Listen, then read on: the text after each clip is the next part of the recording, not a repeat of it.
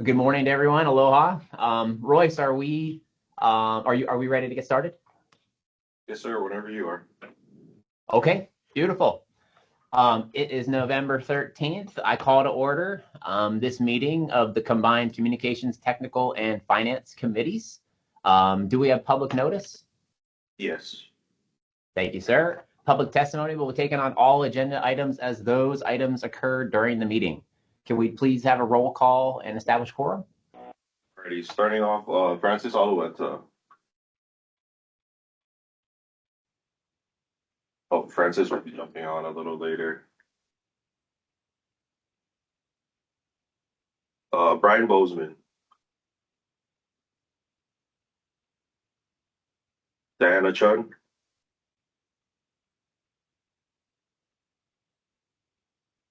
Franny Chung.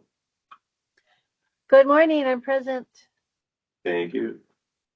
Stephen Courtney will be jumping on at 10:30, and Francis also just messaged me. He'll jump on at 10:30. Ruth Cruz.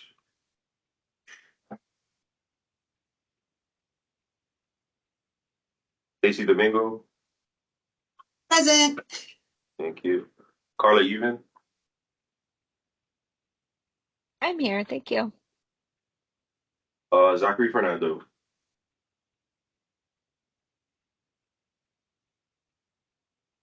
Here. Thank you, sir. Marissa Fujimoto. Good morning, present. Thank you. Edward Fujioka. Good morning, I'm here. Thank you. Buck Giles. Roger Green. Good morning, present. Thank you, sir. Sherry Griffith Powell. Wayne Hirasa. Here. Thank you. John Holland.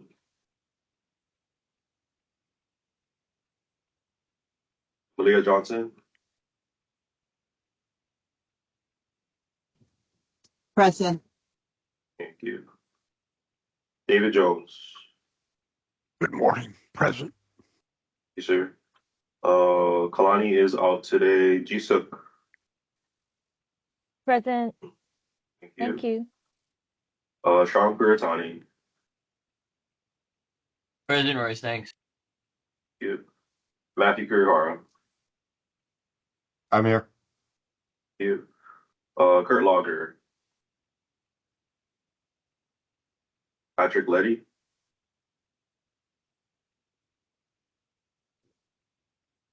Kimberly Lee. Alana's here today. She doesn't have a mic right now. Shelby Lewis.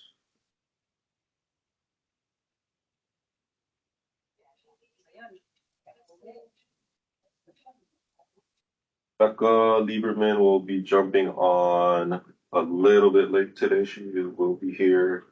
Ray Mahuna is not here today. Sherry Murphy. Present. Thank you. Tamara Neal. Present. Thank you. Greg Okamoto.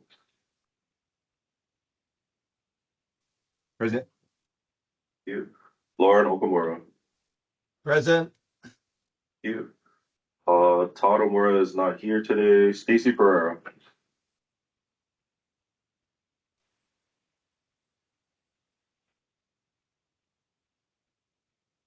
Dave Lynn, are you here today? Yes, I am. Thank you. Jeff Reeve.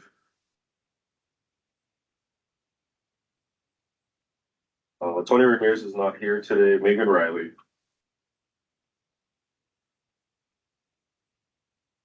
Corey is here today. Calvin Sung. Hey Royce, Calvin is on vacation this week. He's also going to retire at the end of the month, so he will be not participating in these meetings anymore. Okay. Thanks, Matt. Lavina, are you here today?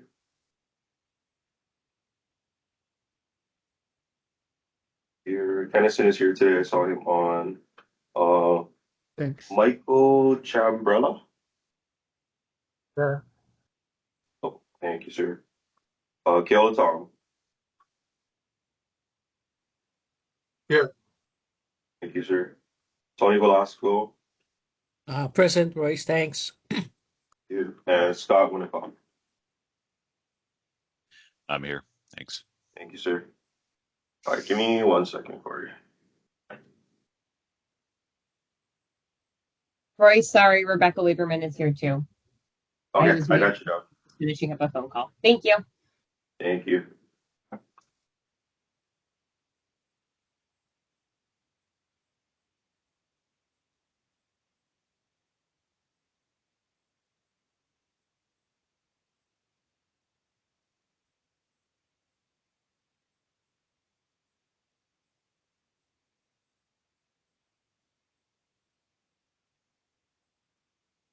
All right, Corey.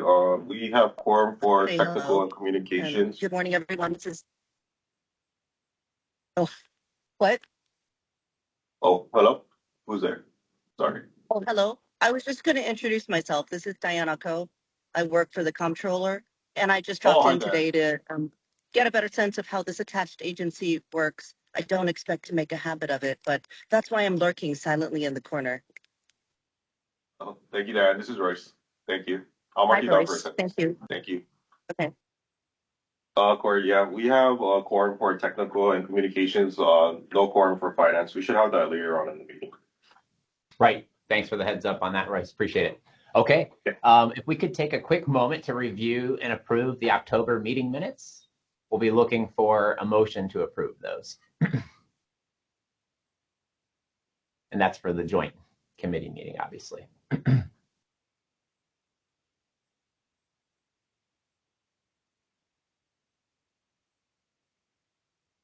Hey, Corey, this is Tony. I'll make a motion to approve. Thank you, Tony. Do we have a second?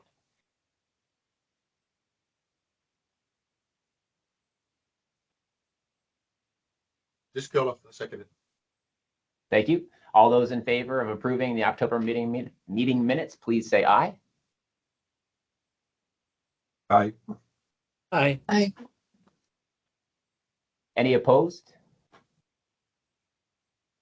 Okay, the meeting minutes are approved. Thank you, folks. So I'd like to take this time to welcome the North Carolina 911 Board, who will be sharing their presentation with us. 2024 Hurricane Helene, validating the North Carolina Next Gen 911 network. So Pokey and team, take it away. And thank you so much for being here.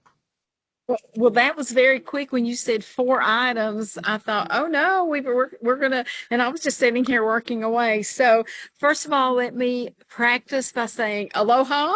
I've been waiting weeks to say this. So thank you to our new friends far away across beautiful blue ocean water.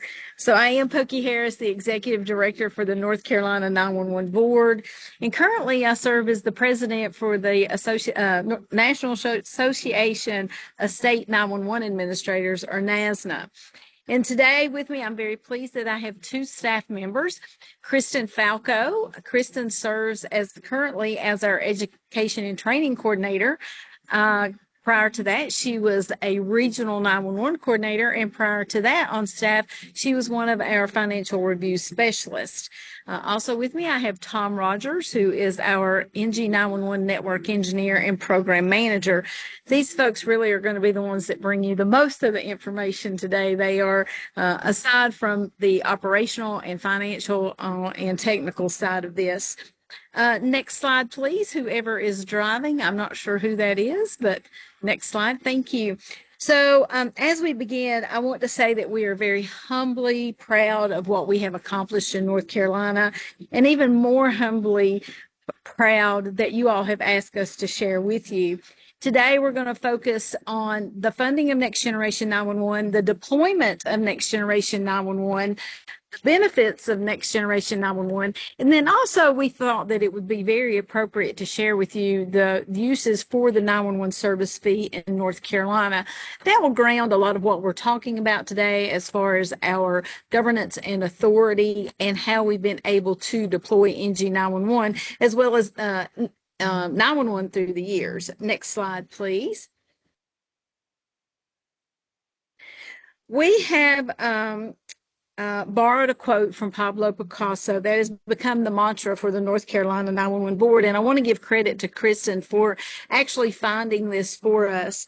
And it states, our goals can only be reached through a vehicle of a plan in which we must fervently believe and upon which we must vigorously act. There is no other route to success. So notice the highlighted words of vehicle, route, and success. Next slide, please. So the vehicle for what we do here in North Carolina is our governance and authority. The North Carolina 911 Board is established in legislation, and it is a 17-member policy-making board. Notice highlighted and underlined, being it's not advisory. It is a policy board that can make have policy, procedure, standards, and does have authority. Appointment to this board is through the governor himself, and the House side and the Senate side. Next slide, please. As we continue to talk through the vehicle, which is the governance and authority, we have to talk about the general statute behind what we do. I'm not going to read through these verbatim. Of course, you'll have this presentation to keep for notes or for reference. But North Carolina General Statute 143B, 1400 to 1406 does speak specifically about the North Carolina 911 Board, its duties and responsibilities, what it is allowed to do, particularly as we look at the 911 service charge, the fund distribution, whether it's NG 911, direct funding to the 911 centers, the PSAPs, the public safety answering points, or through our grant program. It also ensures that the North Carolina 911 is providing 911 service to the citizens, though we cannot own a communications network, telecommunications emergency network, but we are responsible for providing 911 services to the citizens. Also within the responsibility of all of the PSAPs funded by the North Carolina 911 Board must be part of our statewide EZNet. It also establishes a 24-hour NOC, what we call a Network Monitoring and Assistance Center, that we have visibility into the function of our statewide EZNet, and then also the requirement for telecommunicators to have training, particularly that 40 hours of training, as well as emergency medical dispatch. Next slide, please. This will provide for you a bit of a timeline, if you will, that talks about beginning with the establishment of the Special Reserve Fund for NG 911 deployment, beginning with House Bill 730 in 2016 that required that we have a set aside of minimum of 15% for 911. For NG 911, going on to 2017, that it talks about our initial first contract with AT&T to provide, it was a managed service contract to provide that core services, as well as our hosted call handling equipment, which we offers a direct bill to the 911 Board for the PSAPs, and making the PSAPs not responsible for maintenance, upkeep, replacement, replenishment of equipment. Also talking about the interagency agreement as well as managed service contract for the geospatial portion of the deployment of NG 911.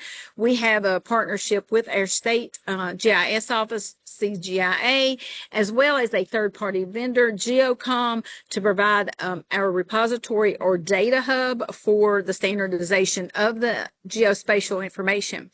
Then in September of 2024, and I'll tie this to a specific date, the morning that the Hurricane Helene did hit North Carolina, our 911 Board was meeting to renew our contract for managed service contract. It was on that day that they did another 7-year contract with 3 one-year renewals. But this amendment was a bit more forward-thinking in that it did allow us an opportunity and give us leverage so that as new and emerging technologies come about, we sit down with our vendor every 30 months to talk about these and to be able to incorporate these into our current managed service contract. Next slide, please. So this slide and the next slide, I'm going to go very quickly over. This is just a visual of our organizational chart for the North Carolina 911 Board and its staff. We're very fortunate, very blessed that we are 22 members strong in our staff, including full-time legal counsel. You will notice too that we have the North Carolina 911 Board. By legislation, the State Secretary of Information Technology, CIO, does serve as the chair of the 911 Board. And then we also have, as I noted, the full-time legal counsel. One of the best things that I can recommend to any organization looking at a project of this magnitude, legal counsel is very important. We have, I've already introduced Tom, we have our finance department, our finance team, then we have our operations technical side, which is our regional coordinators. Then, as I noted earlier, also our NMAC, our Network Monitoring Assistance Center, or our NOC, that's Greg Dotson. He serves as our network, as our NMAC supervisor or NMAC manager. Then we have 24-hour support with tier 1 and tier 2 individuals in our 24-hour NOC. Next slide, please. And this one I strictly just threw in here just to denote that we also, as we are managing incidents within the state, whether it's a weather incident, whether it could be a network issue, a phone issue, anything impacting 911 call service delivery, we also stand up ICS for our staff, and you will notice that each of these titles do reference an individual on staff. So we go into ICS mode for the management of incidents, whether it's Hurricane Helene or some type of degradation. In North Carolina, we've opted not to say down or outage, so we'll generally say a phone or 911 call delivery degradation. And next slide, please. This, I believe, as part of the vehicle, is one of the most primary things that I know that you all want us to talk with you all today, and that's the cost of NG 911. Let me go ahead and set the stage and denote that we opted to provide information utilizing this format. You'll notice foundational cost, advanced cost, and expanded systems cost. This is something that NASNA is using to assist other states as they begin to look at NG 911 deployment or NG 911 sustainment, so that we can all begin to talk across the board about our cost in a similar manner. Looking at, and you'll notice the items here, whether it's your core services, GIS, cybersecurity, those types of items, we opted as a group to look at our cost in a similar manner so that we could somewhat begin talking at least apples to oranges, but not apples to oranges, bananas, grapes, tangelos, or whatever in the same fruit bowl. Because as we, even talking with my counterparts there in Hawaii, we're not always talking the same thing as we begin to look at NG 911. So we're hopeful that using a very, very simple spreadsheet such as this can help all of our states begin to put the costs together. For North Carolina, if you move all the way over to the right to the last column and the bottom line, you'll notice that over the last 9 years, we've invested just a little bit short of $200 million into NG 911. And then if you go back up and you look at all of the cost categories, each of these can be explained to you. And next slide will have a bit more definition. But if you look at that, it's $200 million over the last 8 years, and that equates to about $18.18 per person here in the state of North Carolina, or about a little over $2 per person per year. Advance to next slide, please. So each of these categories that we have talked about within the three different, or I should say categories with the different line items, cover the several costs associated with the deployment of NG 911. This includes, for AT&T, it's the AT&T virtual private network connections, as well as one wireless connection, and we choose to use FirstNet. We also have our 911 specialized equipment, or our hosted call handling equipment. The PSAPs are not required to utilize the hosted call handling equipment. However, as of today, we're at 96% take rate on that, with only 5 PSAPs funded by the North Carolina 911 Board not taking advantage of the hosted call handling solution. We also have various call monitoring displays that include the hardware as well as the software application. Again, our 24-hour knock that or our NMAC that is included in these costs, the GIS services, a cloud-based CAD-to-CAD data sharing, the cybersecurity that I denoted that also includes cybersecurity assessments, as well as cybersecurity initiative for the PSAPs to actually be able to provide information to request costs for some items within the PSAP associated with cybersecurity or cyber hygiene. Dedicated NG911 technicians, AT&T as our core services and hosted call handling provider. They also, in our contract that we renewed last year, they provide 4 dedicated NG911 technicians to North Carolina. Also, we have 2 options for call data analytics that our PSAPs can choose. We offer to the 911 centers as well SIP administrative phone services so that each 911 call answering position also has the capability to dial back out on an administrative number should the call need arise to do so. And then what we're working on now for a resiliency compendium following Hurricane Helene to provide services such as LEO, low Earth orbit services, 911 call data sharing, an additional cybersecurity assessment, a push-to-talk radio initiative that we're putting a push-to-talk radio at a percentage of consoles in each 911 center so that the PSAPs can talk PSAP to PSAP. Because keep in mind, folks, the outcome of or the purpose for a statewide initiative such as the statewide EZNet is so that we can route calls anywhere to any PSAP in the state if the need arises. But then also we need to have a method or a way for those PSAPs to get information back to the PSAP that they've partnered with to answer their calls. So that's where the push-to-talk radios come in, the 911 call interoperability platform, and even the low Earth orbit solution that we're going to make sure that the PSAPs have internet capability at each PSAP, so if they want to share information through email from PSAP to PSAP, or if by chance they want to use that internet capability through that provided service for the use of cell phones. So next slide, please. This is a visual that we specific to 2026 that we are in now with the North Carolina 911 Board. Anticipated revenues a little short of $93 million this year, but we do anticipate by the end of fiscal year expending about $122 million, almost $123 million. I'll reference here that 41% of this will be for NG911.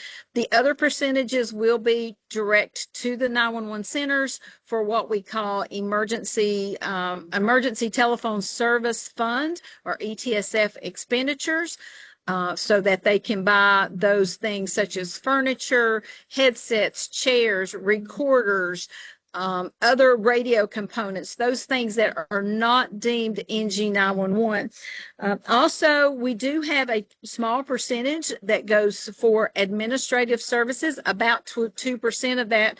But interestingly, as we begin to look at that, about 1.25% of that 2% that goes for administrative services is for other projects that the PSAP directly benefits. So we can safely say a little over 99% of the budget is direct benefit to the PSAP, with the remaining portion of that for maybe what we would deem those overhead expenditures. But as I noted in referencing the org chart, we have boots on the ground and people that are there to assist the PSAPs in any way that they need that. Next slide, please.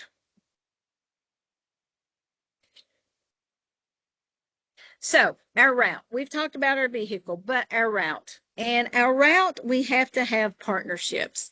And that partnership for us does include AT&T as well as GeoCom, as I have mentioned.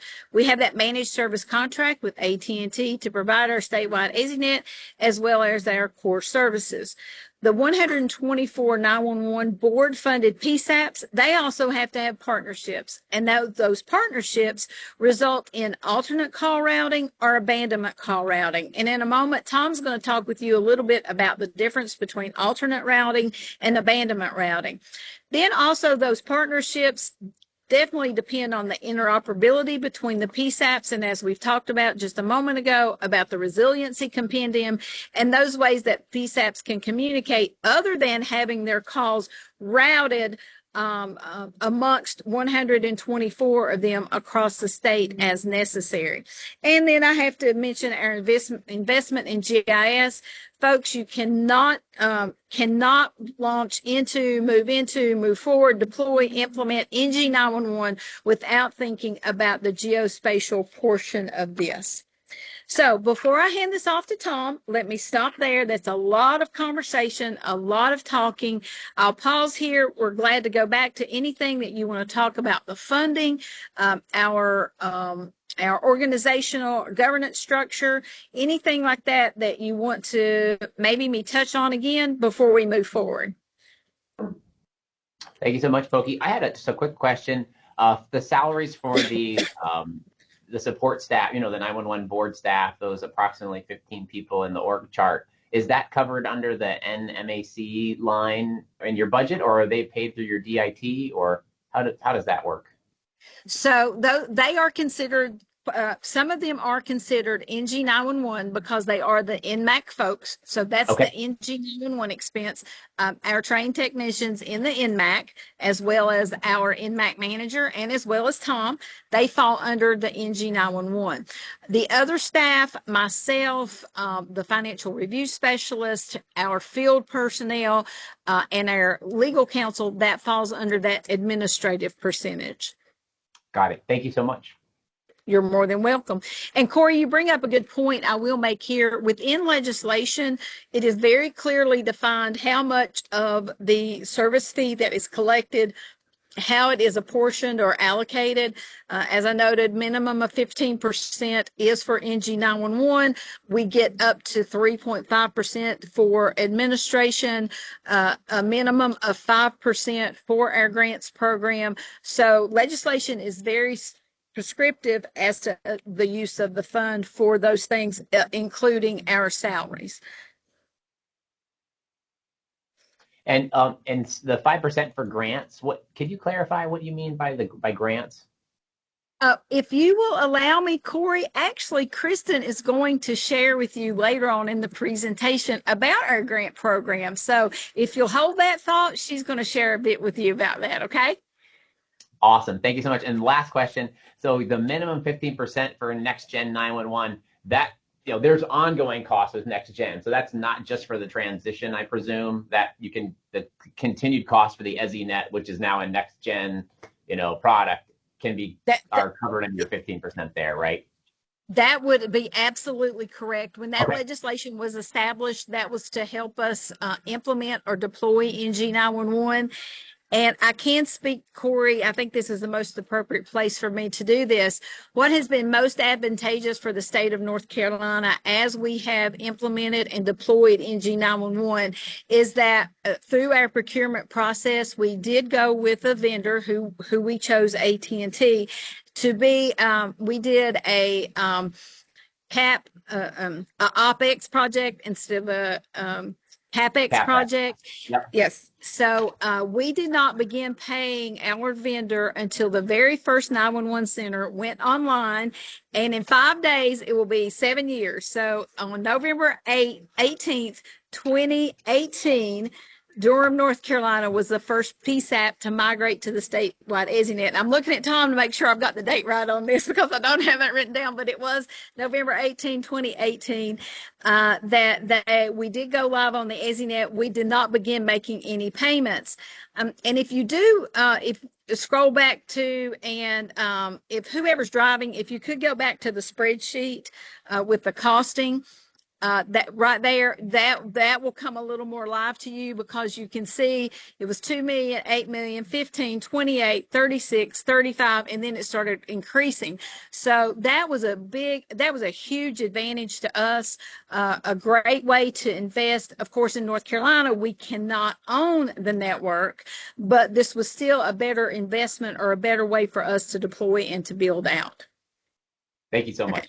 Great. So if we go back to, I think we're at slide 13, and Tom, I'm going to hand it off to you, sir. Very good. Thank you very much, folks. So what you're seeing here in front of you is a high-level graphic that kind of explains the call flow. You'll also see the heading hosted call handling. As Pokey mentioned before, that's 96% of our PSAPs. So 119 of them presently, and I'm actually expecting a couple more. So if you look going left to right, when you make a 911 call, it goes through the OSP or originating service provider. From there, it goes into an aggregation site, which we call POIs, points of interface. So that goes back into the EZNet. EZNet is a nationwide network. There are multiple nodes spread throughout the country, the contiguous body of the country. So I know you guys are a little bit different there, but it's spread around those locations throughout the country. We do have 2 data centers. We have one in Raleigh, North Carolina, and one in Columbia, South Carolina. They are mirror sites. We have multiple connections, and they are redundant between the 2. Those hook directly back into EZNet through the AVPN network. From those aggregation sites, or excuse me, from those hosted sites, there's a hosted call handling network, which is a last mile MPLS network over AVPNs. That goes back to those 3 connections that Pokey mentioned before. There are 2 AVPNs, which is the AT&T virtual private network, that are hardline connections. Most of them are fiber, still a few copper around. Then there's also a FirstNet connection, which is a FirstNet wireless redundant solution. And there's a reason we call it that, because primaries get 1 connection and the backups get the 2 connections. So it's a little bit different count because of what they are. But we do that. We do utilize our own unique APNs for North Carolina, so that that FirstNet connection, it's not something you can go down to the local AT&T store and source. That's something that we had to set up uniquely with FirstNet. So that's worked well for us. At the top, near the top left there, you'll see NMAC, which is, as Pokey mentions, our Network Monitoring and Assistance Center. Our folks are there 24/7, and we can see into that last mile network. We know if there's an interruption of some kind between the host and the PSAP. We see if the FirstNet needed to pick up, the PSAP doesn't realize these connections when they go up or down. This is something that's seamless for them, but we see every connection, and we call and verify everything and validate that the PSAP is operating correctly and there's no issues occurring there. So that's a very high level overview of this platform and the call flow through there. So I'm happy to answer any questions, and we'll go a little bit deeper in some of the other terminologies, such as the alternate and abandonment routing, here in just a few slides. But I'm happy to answer any questions I can. Yeah, just to clarify, so the data centers are hosted and those are owned by operated by AT&T? That's correct. They are owned by AT&T. Okay. Because of the way our system, we can't own it. Everything is owned by AT&T, all the way down to the workstation. Got it. And same for the full virtual private network, the EZNet. That's all. So those aggregation sites are also AT&T sites. None of that's North Carolina stuff. Sorry. That is correct.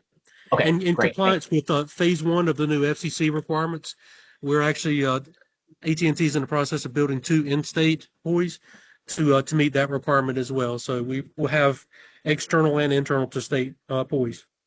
Okay, so those POIs today are out of state. Those 2 ag sites. Today they are, but the in-state ones are, as part of the phase 1 requirement to make it easier for the OSPs to connect. So we'll have in and out of state, yes. And was that requirement part of North Carolina legislation then? No, that's federal. That's FCC. Okay, thank you so much. Yes, sir. I had a question on your FirstNet architecture.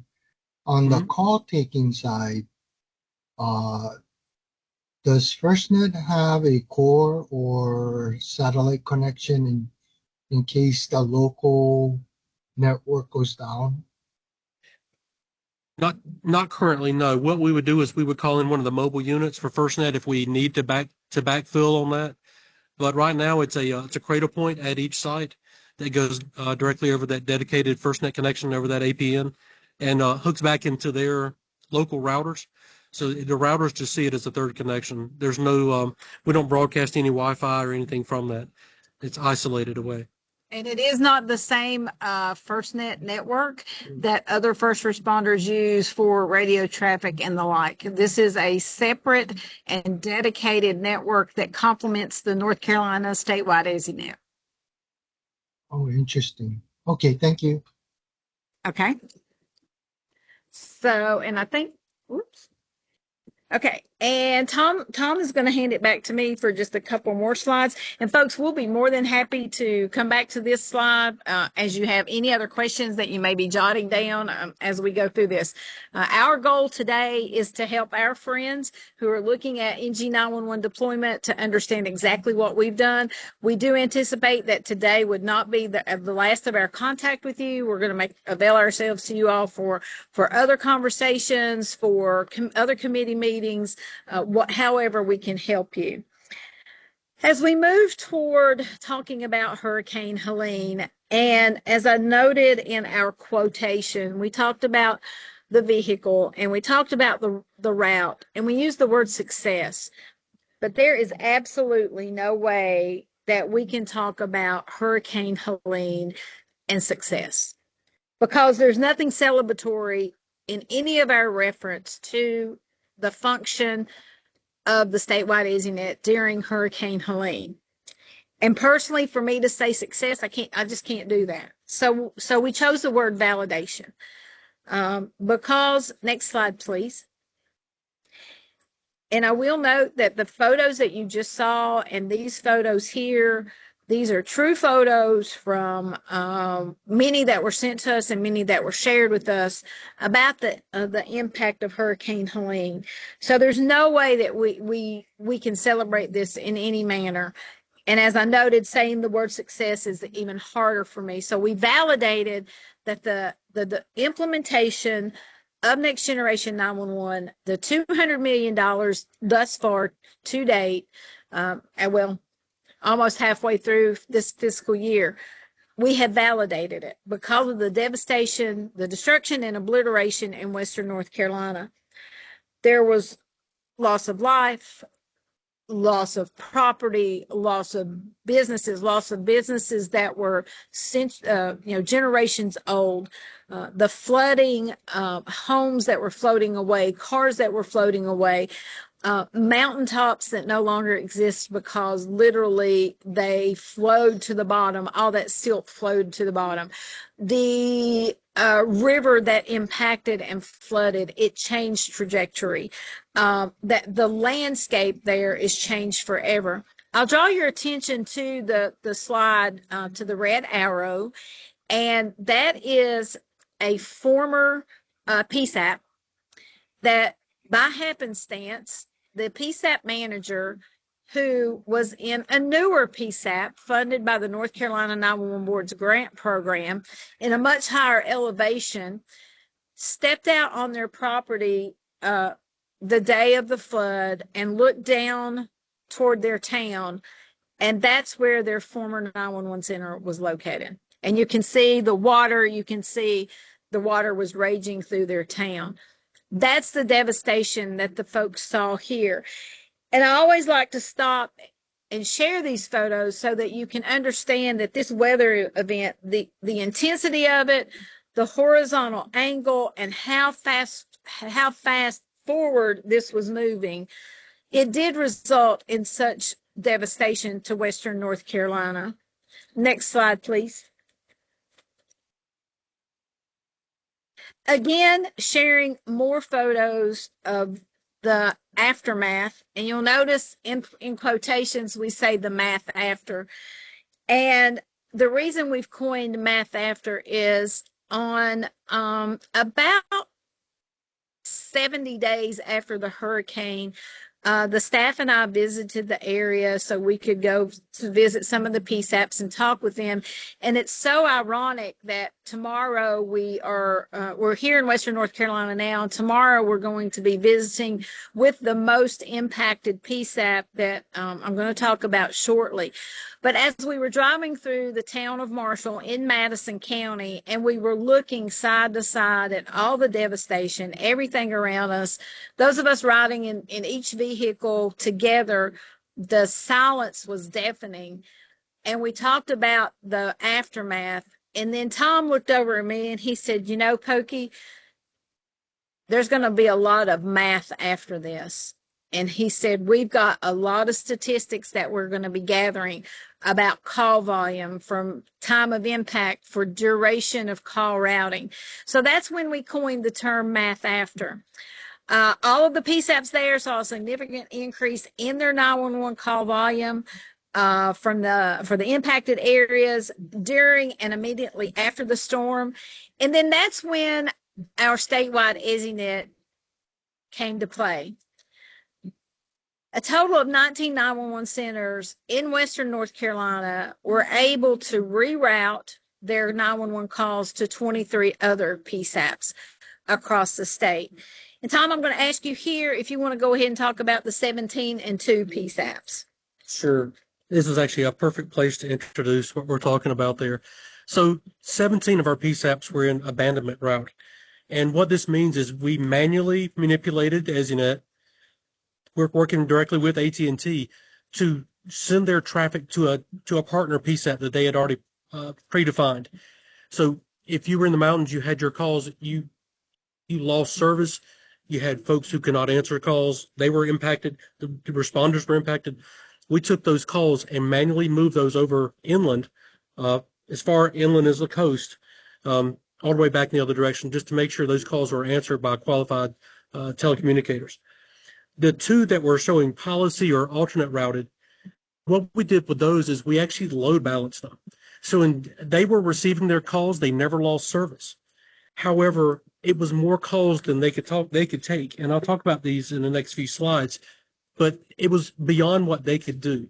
So we took those calls and were able to share that call volume with some additional PSAPs so they could all work in conjunction together and send those calls back to the originating PSAP so they could dispatch those calls out for help to go out to the callers. So it was great. I say great. It wasn't a joyful great, but it was a tremendous feat to see that we could do this kind of an operation and to do it on such a large scale in the middle of a tremendous event that was probably the largest event we've ever faced in our state. It's definitely the largest hurdle that our next-gen 911 system has overcome. What I will note here,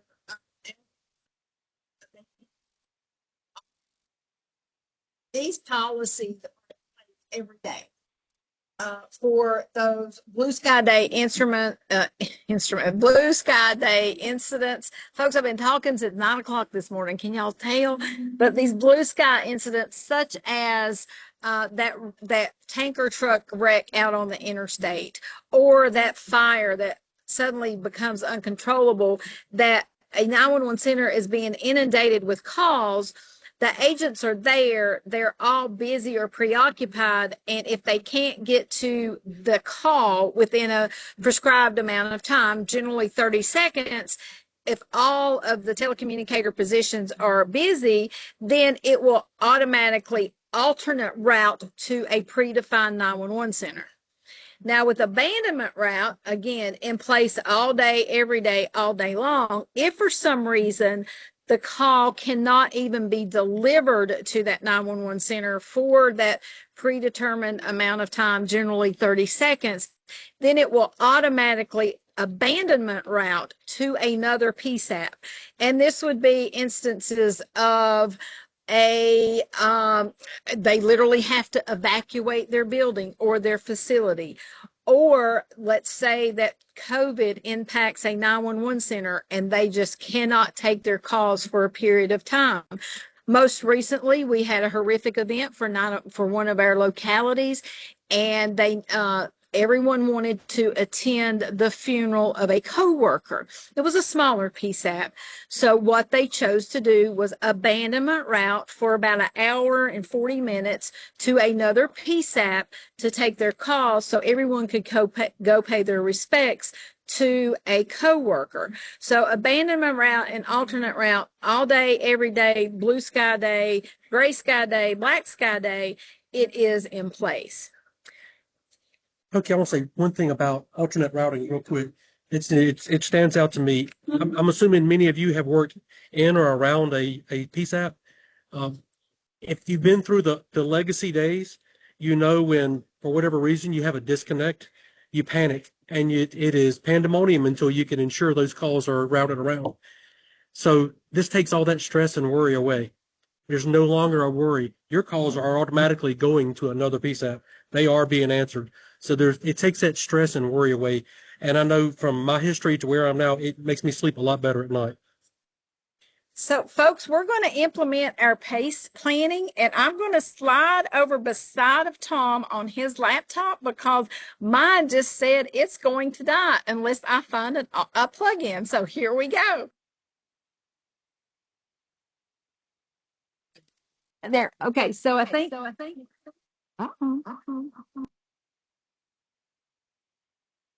Okay, that should have resolved that. So I think that you can see me here beside of Tom now. So PACE planning, always good. I just see thumbs up from thank you, Corey. So, hey, you've got to have that planning in place. So we have been on the road for several hours and I was using top as we traveled.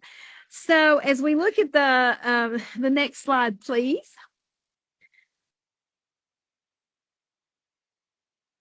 Okay.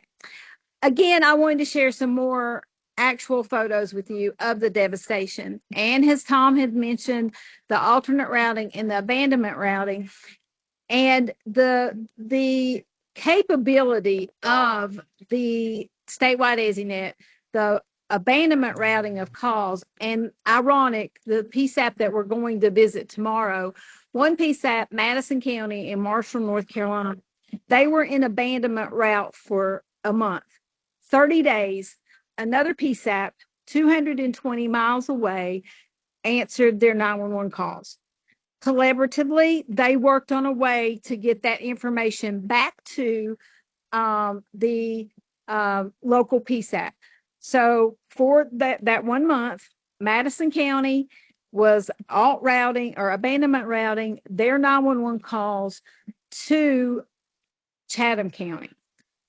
Now, I will share here with you that some of the PSAPs during this time that we had the 19 total routing to 23, they were very creative as to how they got the call information back to the original PSAP or the local PSAP.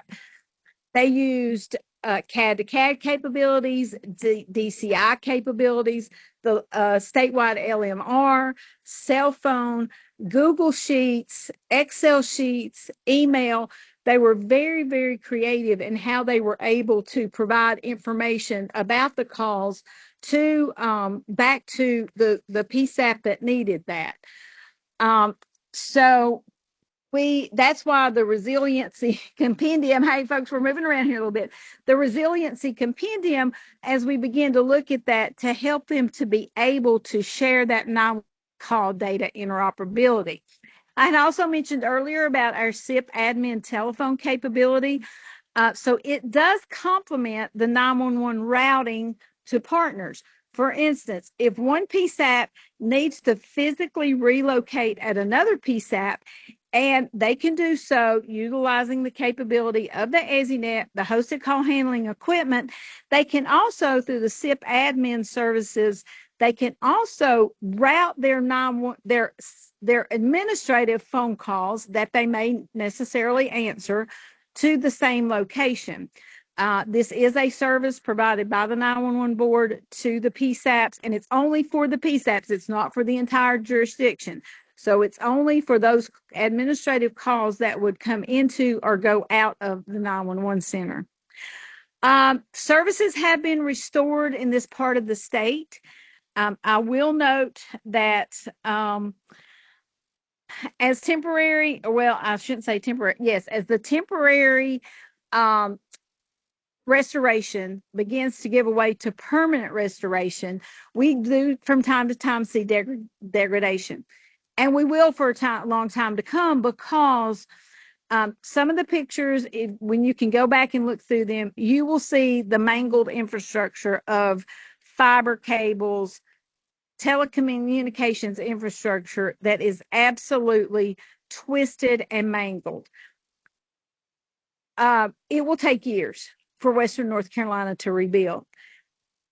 But folks, on the day of the impact of the hurricane, and many, many days after, that turned into weeks, that turned into months, the one infrastructure that was in place and was not impacted was the statewide EasyNet. If a caller could reach a dial tone, whether on a landline or a wireless device, their 911 call was processed across the network and answered by a trained telecommunicator. Going back to the reference or the example of Madison County and their rerouting of calls for a month, we did move forward after that 1 month, and we provided them a single thread, if you will, through the FirstNet wireless redundant solution for their last mile connectivity. And for 370 days, which is, we just celebrated that week before last, they were single threaded with that FirstNet connection because the infrastructure in the county was so obliterated, they could not have their telecommunications carrier provide them connectivity. So having the 2 AVPNs provided by the North Carolina 911 board, plus the third redundancy or third redundant option with the FirstNet capability, after that 1 month, they were able to begin taking their 911 calls again. So I'm going to turn it over to Tom once more, and he's going to talk a bit more about some of the math after. Tom? All right. Thank you, folks. So one thing you'll see here is the plan, right? So if you see what we're looking at, hurricanes come off the coast, right? We don't have hurricanes in the mountains. So this was an unusual event from the word go. So it's such an unexpected thing to have to deal with the effects of a hurricane in this particular environment. So we worked together with the PSAPs that we thought would be affected. The regional coordinators reached out to each one. We worked through the NMAC, ensuring that everybody had partners in place, and we knew where those calls were going to route to. The ones you see in the pinkish red color there is what we expected we would have to abandonment over. The ones in yellow are what we thought would be impacted, and we will probably have alternate calls routing, to other parts of the state to try to pick up that extra load there. The blue dots you'll see there, that's those partner PSAPs that were pre-identified for those particular PSAPs. Like Pokey mentioned before, we do go multiple layers deep on those, but this is what we thought would happen with the initial transfer of this going over. So, Kristen, if you want to go ahead and transition. Okay. This is the reality of what happened to us. So we got in thinking we were just going to have a handful of impacts. Looking at hurricanes, we do hurricanes all the time. We know them, but we don't know them in the mountains. So this was a learning experience. The storm was much worse than anticipated. So we had a lot of activity. You'll see the representation of the 17 and 2 here, the 17 abandonment, and then the 2 are alternate. Actually, if you look a little bit deeper, you'll see it's a little bit more there. But even on the right side where you see Wilmington at the bottom, they were taking calls for one of the other PSAPs, and even their calls were alternate routing over to their partners because there were so many. Next slide, Chris. So this is what I was mentioning with the 16 and 4. We keep saying 17 and 9, or 17 and 3, or 2, excuse me. But for days, like Pokey mentioned, for days afterwards, we had so many connections that were being interrupted. They were literally laying fiber beside the ground and hooking PSAPs back up. So trucks were hitting them, tractors were hitting them, things like that. So we were constantly having connection issues. If you look at the graph, the top right number on that graph represents the day of impact. and it's 586% increase in call volume. This is actually a very, when you look at the aggregate all over the whole state, it's actually a very low number. Most of those PSAPs were, they were hit with much larger percentages, and the percentages are, it's they don't really paint the picture of what really was going on. No, no, because we had one PSAP, and it was a smaller PSAP, but they had a 13,100% increase in call volume. So regardless of the size, of your PSAP, you were impacted. But if you're a 2-seat PSAP or a 3-seat PSAP and you begin seeing such call inundation, that overwhelms you. But with the statewide EZNet being able to, whether you alternate route or load balance those calls elsewhere, it can give relief to your telecommunicators who are processing those calls. All right. You want to transition to the next slide? All righty. So as we have talked to other states such as yourself, and done like our NENA and APCO presentations, we reference Buncombe County, which is Asheville. The reason we do this is a good example of one of our PSAPs, but it's also one that was on national news and got most of the recognition, even though they received a tremendous amount of damage and tragedy. There was others who actually had worse, but this was the most notable. So, and ironically, we're sitting in Asheville right now as we're talking to you. I thought that was ironic. Oh, it is. It is. Here in Buncombe County today. So you'll see 443 911 calls. This does not count their administrative calls. Actually, 443 was a little bit on the slower side for Asheville. They typically run 500 to 600 a day. So the day before the storm, kind of the calm before the storm, if you will, was a little bit slower. So next slide, Chris. Day of the storm. As you see, Buncombe County, they received an 807% increase, 5,009 calls. That is a lot of calls coming in where you're used to a tenth of that. So they're staffed and ready for a tenth of that. They may have had a couple of extra people on because of the hurricane, but they don't plan for this kind of an increase in volume. So quite a significant increase for them. Like I said, they never lost their connection. So we were able to take those additional calls that they could not handle and load balance those out to other PSAPs across the state. And we were able to do that actively.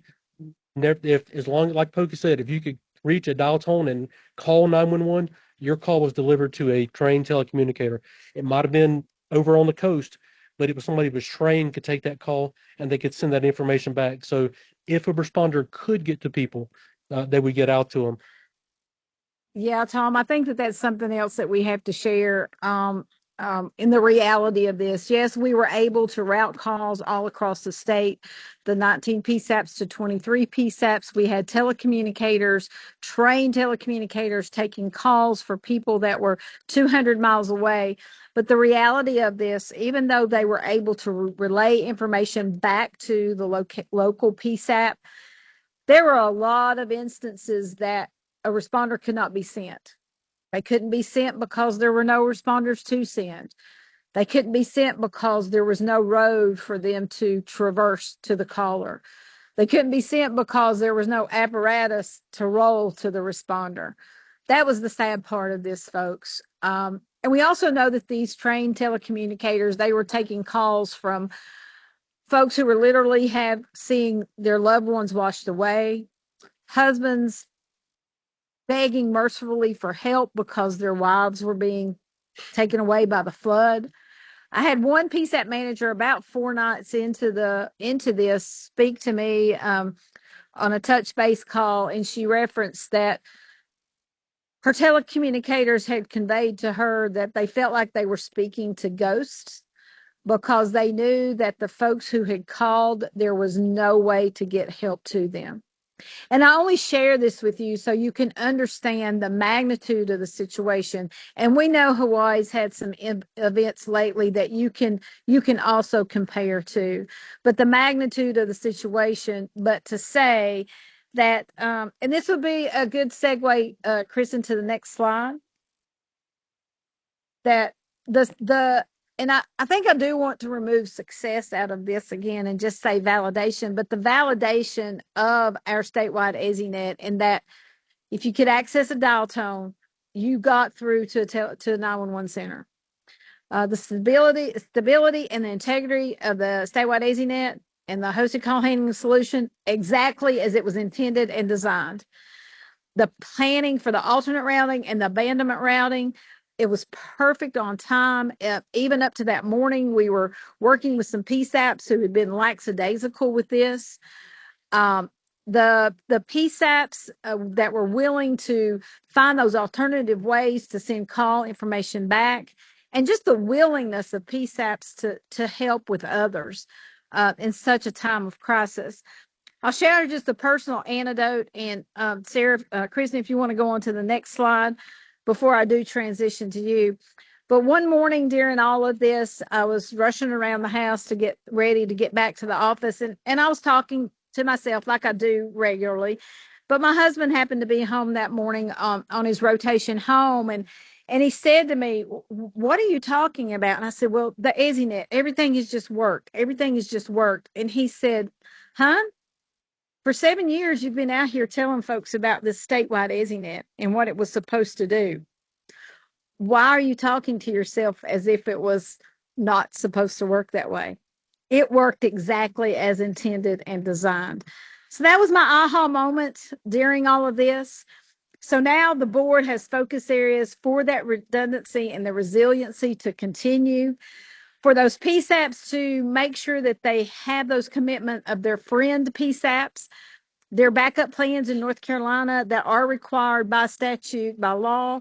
They now have to identify at least one partner PSAP within the region that they reside, and then one in one of the other 3 regions.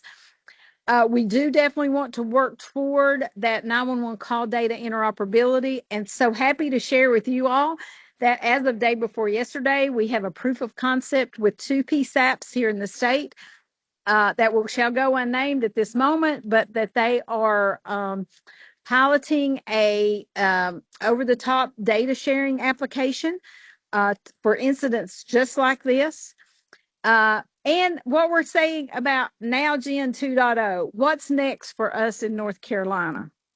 So now I'm pause here to see if we have any questions. And if not, I'm going to hand it over to Kristen, and she's going to talk about our funding and our grant program. So any questions? I have a question on funding, but I'll wait till Kristen does her section. Okay, very good. So Kristen, next slide, and you will start, ma'am. All right, I think there's a little bit of a delay, so if you guys can see the use of the 911 service fees. All right, I'm seeing heads nodding, so that's good. So as Pokey mentioned, we have a few buckets of money, if you will, or different accounts that we have that are used, and the board is responsible for collecting the 55-cent service charge fee that's per device that's able to call 911. So not just your cell phones or your landlines, but also those Apple Watches and anything else that you can use to connect to 911. We have the 124 911 centers. We have 113 primary PSAPs, and we have 11 secondary PSAPs. Each month we have a PSAP account, and each month distributions are made to those 124 PSAPs. The 113 primaries, the costs or distributions are based on the last 5 years of the expenditures that were made by the PSAPs, and all the expenditures that they can use or make with their distributions are all defined within our legislation and within our policies. The 11 secondary PSAPs, they receive distributions based on a cost per call. So they receive 911 calls that are transferred to them from their primary. And then, like I said, we have a 5-year rolling average for those distributions for the primary PSAPs, and then we determine a cost per call each year for the secondaries. Our legislation, as Pokey mentioned before, 143B-1406 specifically very broadly defines what the PSAPs can use their monthly distributions on. Then it gets a little bit more granular in our administrative code. And then we also have an approved use of funds list or policy that is in place that our board has approved. And that goes into a lot more detail as far as all the different things that PSAPs can use their monthly distribution on. The way that we usually say to the PSAPs or newer PSAP managers who are coming into those positions is you can use your funds for the things that you need that are necessary to take a 911 call inside your PSAP. And it's specific to inside the walls of the PSAP. So some examples of eligible expenditures would be some telecommunicator training, CAD modules that are necessary for 911 call processing. For example, we don't pay for RMS or JMS modules. Radio components that are specific for the call dispatch portion. Telecommunicator workstations, computer workstations, servers, furniture, headsets, those types of things.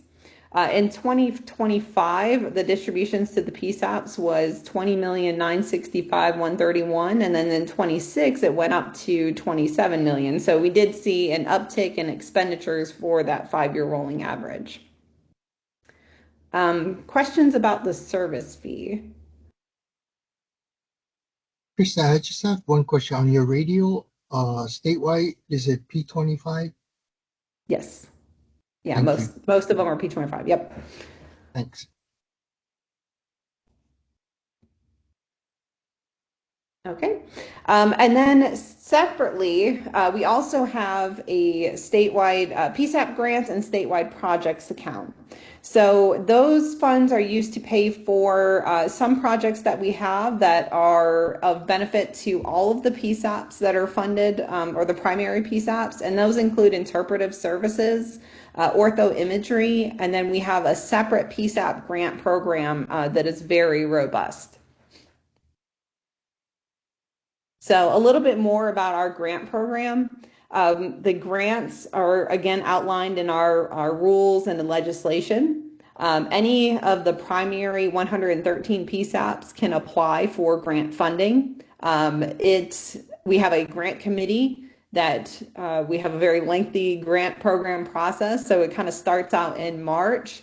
We have a grant program workshop where we have a grant application that we walk through step by step with everybody who's registered to attend the workshop. It is mandatory for anybody interested in applying for a grant to attend that workshop. And then from there, the application process opens for a couple months. They can only use anything that's eligible for a grant purchase is not something that would be eligible for them to use their distribution on. So if there's, for example, a radio project where a portion of it can be used or purchased with their emergency telephone system fund, but maybe a portion of it is outside of that eligibility requirements, they can actually come to us and ask for a grant for the ineligible portions and make their project whole. And then the nice thing about our grant program is that it is not a matching grant. So there is no requirement for local municipalities or counties to put in funds. They can get equipment replacements pretty much up to 100% completely funded by the North Carolina 911 Board. We do have grant priorities. So we have our number one priority is consolidation. So anybody who's interested in having a consolidation project, that kind of goes right to the top of the list. We've been very fortunate that we've had a healthy grant fund bucket of money. So it hasn't been, I won't say as competitive the last few years. Most of the PSAPs, as long as they could fill out the grant application and articulate what it is that they're trying to complete with their project, the grant committee has graciously approved their grant. So we have, in the last 10 years, had $129 million worth of grant projects that the board has funded. So we're very proud of our grant program.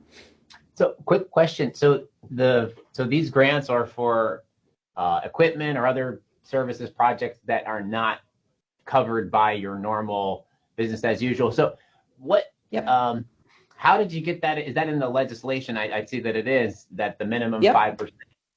So it's just peculiar to me that you have a legislature that's like, you have to use this money exactly this way, but oh, here's this 5% that not only can you use it for other things, you have to. So that's interesting. Do you guys have any more context on how that got into the legislation? And yeah. So Corey, the history behind that is because the use of funds was so specific, so prescribed, but there were some other needs that were identified that the attempt to meet those needs, but to keep it at a small amount, that 5%. Now, I will tell you that generally every year we go above and beyond that 5% because the funding has been there to do that.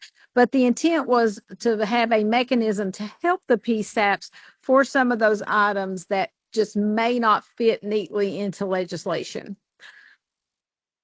Great, thank you so much. Yeah, and I will share, so presently, even though I'll just share our percentages again, as far as the different buckets of money. Our statute, it says, okay, this is the minimum that you have to put in, but we're going, every year when we're collecting those fees, we're going well above what those minimums are for everything minus the administrative fund, because that's just kind of capped at that 3.5%. But so for next gen, the minimum is 15%, but currently we're budgeting 41% of the fund we're receiving. 33% of the funds that we receive or we have budgeted is for PSAP distribution. So those are those monthly distributions. We do offer for PSAPs if their monthly distribution is not enough to cover their eligible expenses.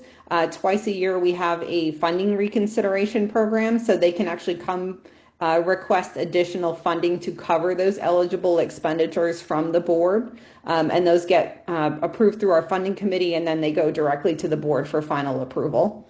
And then we have 3% currently that are for our administrative operations, but that also includes, we have some public service announcements that we have running. For example, we've got a telecommunicator recruitment campaign that we have that's running statewide through our partners with Spectrum Reach, as well as a Hold the Line campaign that's really bringing attention to the misdials of 911. Everybody has those, Apple Watches, and I'm sure you guys experience it too in Hawaii with people riding bikes and those watches getting bounced all over and then calling 911. We're just letting our citizens know, hey, if you accidentally dial, don't hang up, because that ties up responders potentially. And then we actually allocate 23% of what we take in for grants and statewide projects. So I would say maybe around 15 or 16% of that grant, of that 23%, or more 75%, goes to the grants for the PSAPs, and then the remainder would go to the statewide projects, which would be that ortho imagery and language interpretation. Kristen, I have another question on your grants. Sure. Do you give any assistance for staffing retention from the grants? Or is there We have not had, so legislation for us, specifically for 1406 for distributions to the PSAP, it says we cannot pay for salaries. Since I've been with the board, which has been 6 years, we have not had anybody request any funding for staff.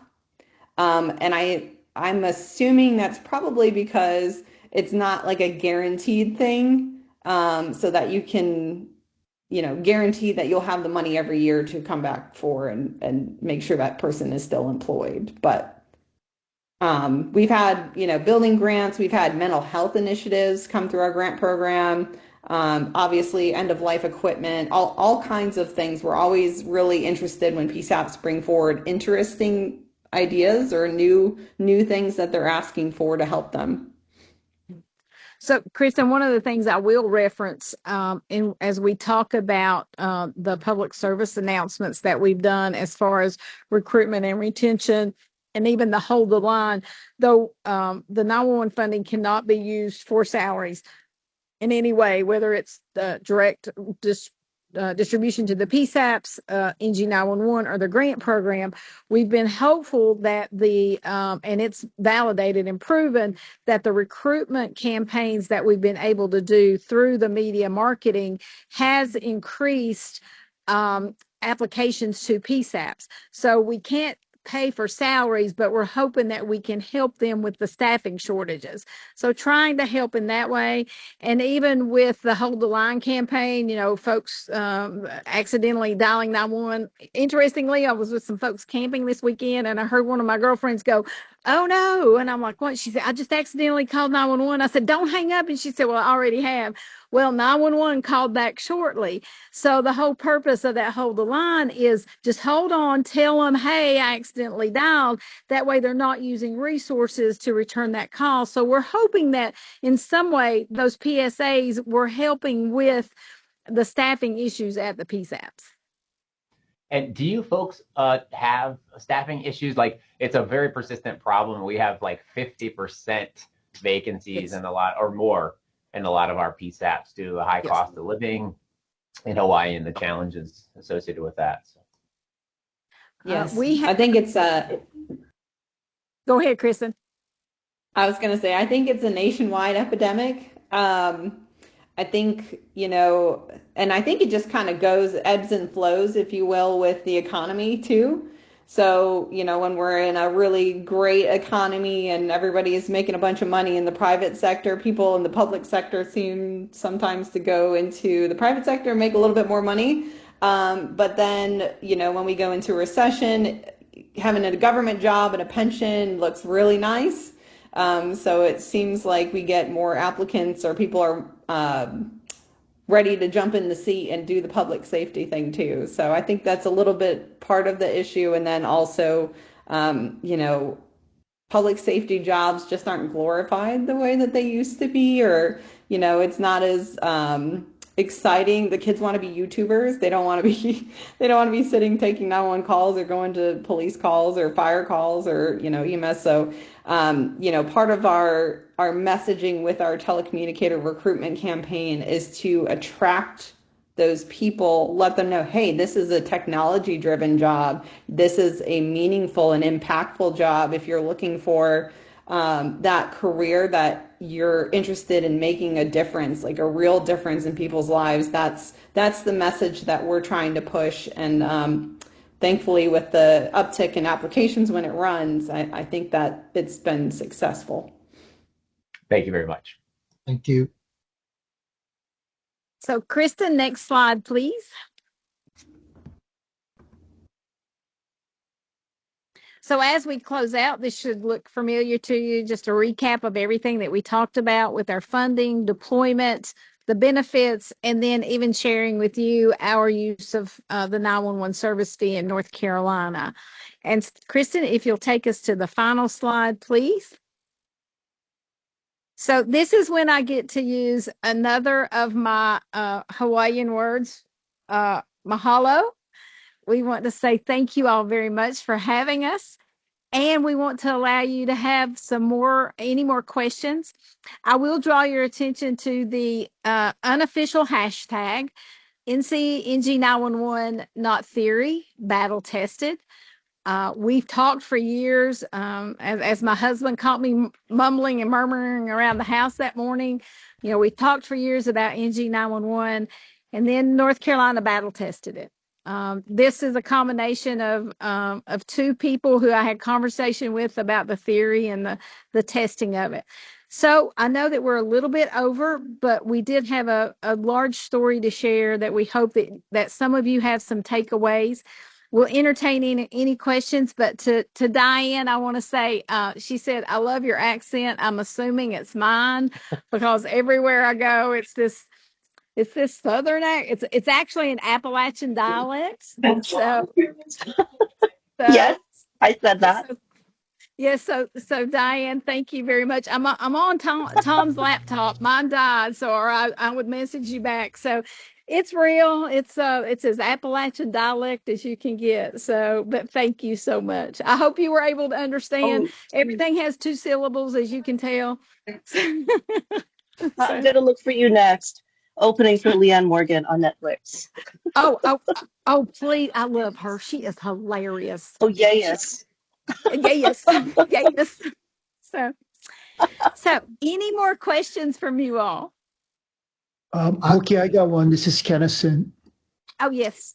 Can you just speak real quickly to the role that a consultant played in formulating everything that you folks did? Maybe you or Thomas. Did you folks use a consultant, or did you have all the smart people already on board?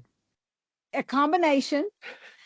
So we have, yes, so we have, and not me. I just, I'm the one that sits in front of the boat and rows the boat. Several years ago, we did have a concept paper, if you will, about NG 911 that we commissioned through a consulting firm. That paper now is probably 11 years old, if not older. So that was basically our only consultant that we used. Because North Carolina was a trailblazer, we had a lot of research, a lot of conversation, a lot of industry guidance, if you will. So we did not have a consultant per se to lead us through this task. The tears. The tears, task or tears. Yeah.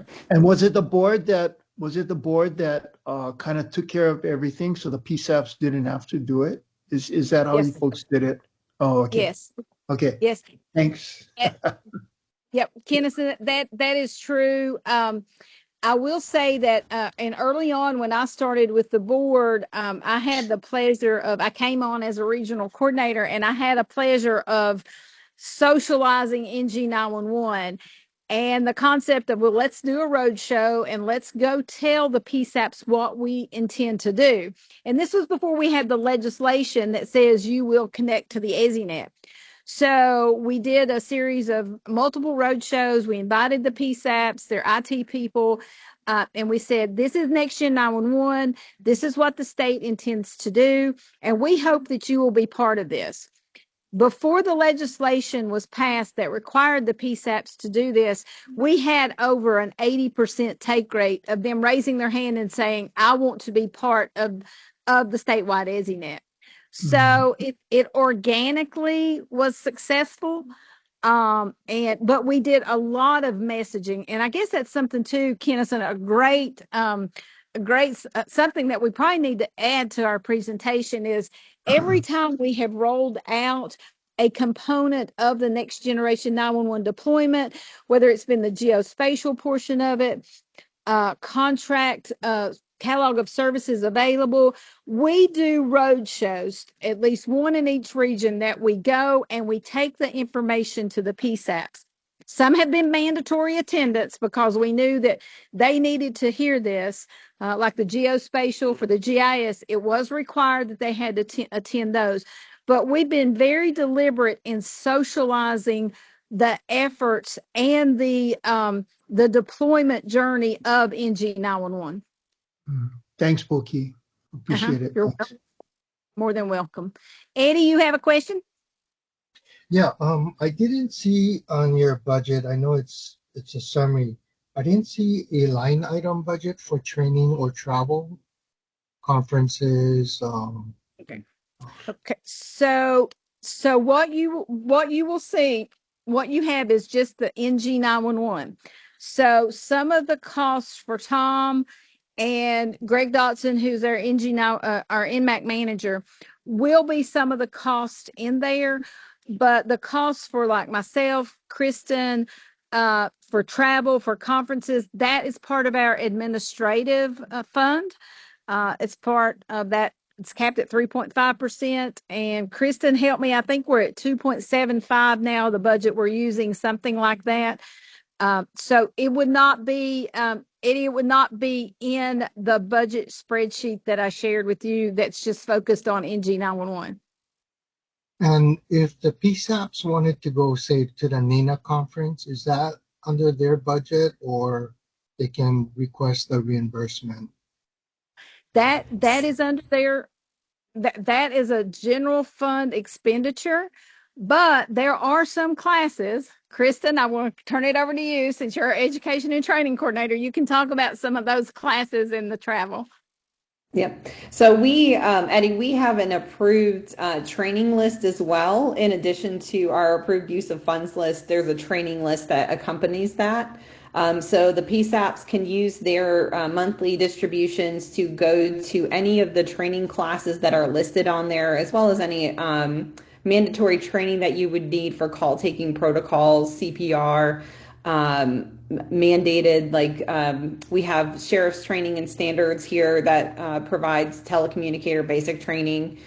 So any of those training course costs for materials, as well as per diem and overnight lodging for anybody going to those eligible courses can be paid using those emergency telephone system funds.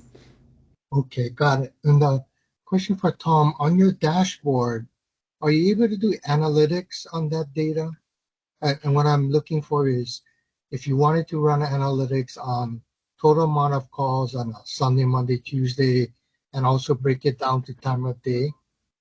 Yes. So yes, we can. So we utilize a couple of different tools. We use SolarWinds for monitoring. We have an EZNet dashboard, and it tells me all the way down to the quality. If I'm having jitter and any kind of fluctuation in the speeds on the circuits, it tells me down to that layer. We also have our analytics programs that we purchase for ourselves and let the PSAPs utilize, and it tells us all the way down to that detail of call record that we need to. We also have access to the CPE within the EZNet, CMP, excuse me, it's the customer management portal, and we can go in and research and see the actual detail of did the caller hang up before the telecommunicator hung up or what have you, things like that. Great, thank you. Yes, sir. And I think that was Eddie that asked that question. So Eddie, one of the things that we're doing is we currently, or in the past, we had one data analytics application that the board paid for, that the PSAPs could utilize. If they wanted to utilize another application, that was a cost that they would have to bear. However, in our reiteration of the contract with AT&T last September, we added a second vendor for call analytics, so the PSAPs can choose which one that they want. And then it's their choice, and they have the opportunity to see, as you mentioned, particular days, particular hours, particular agents, those types of things, so that they will have a choice between two different analytics packages. Great, thank you. Mm-hmm.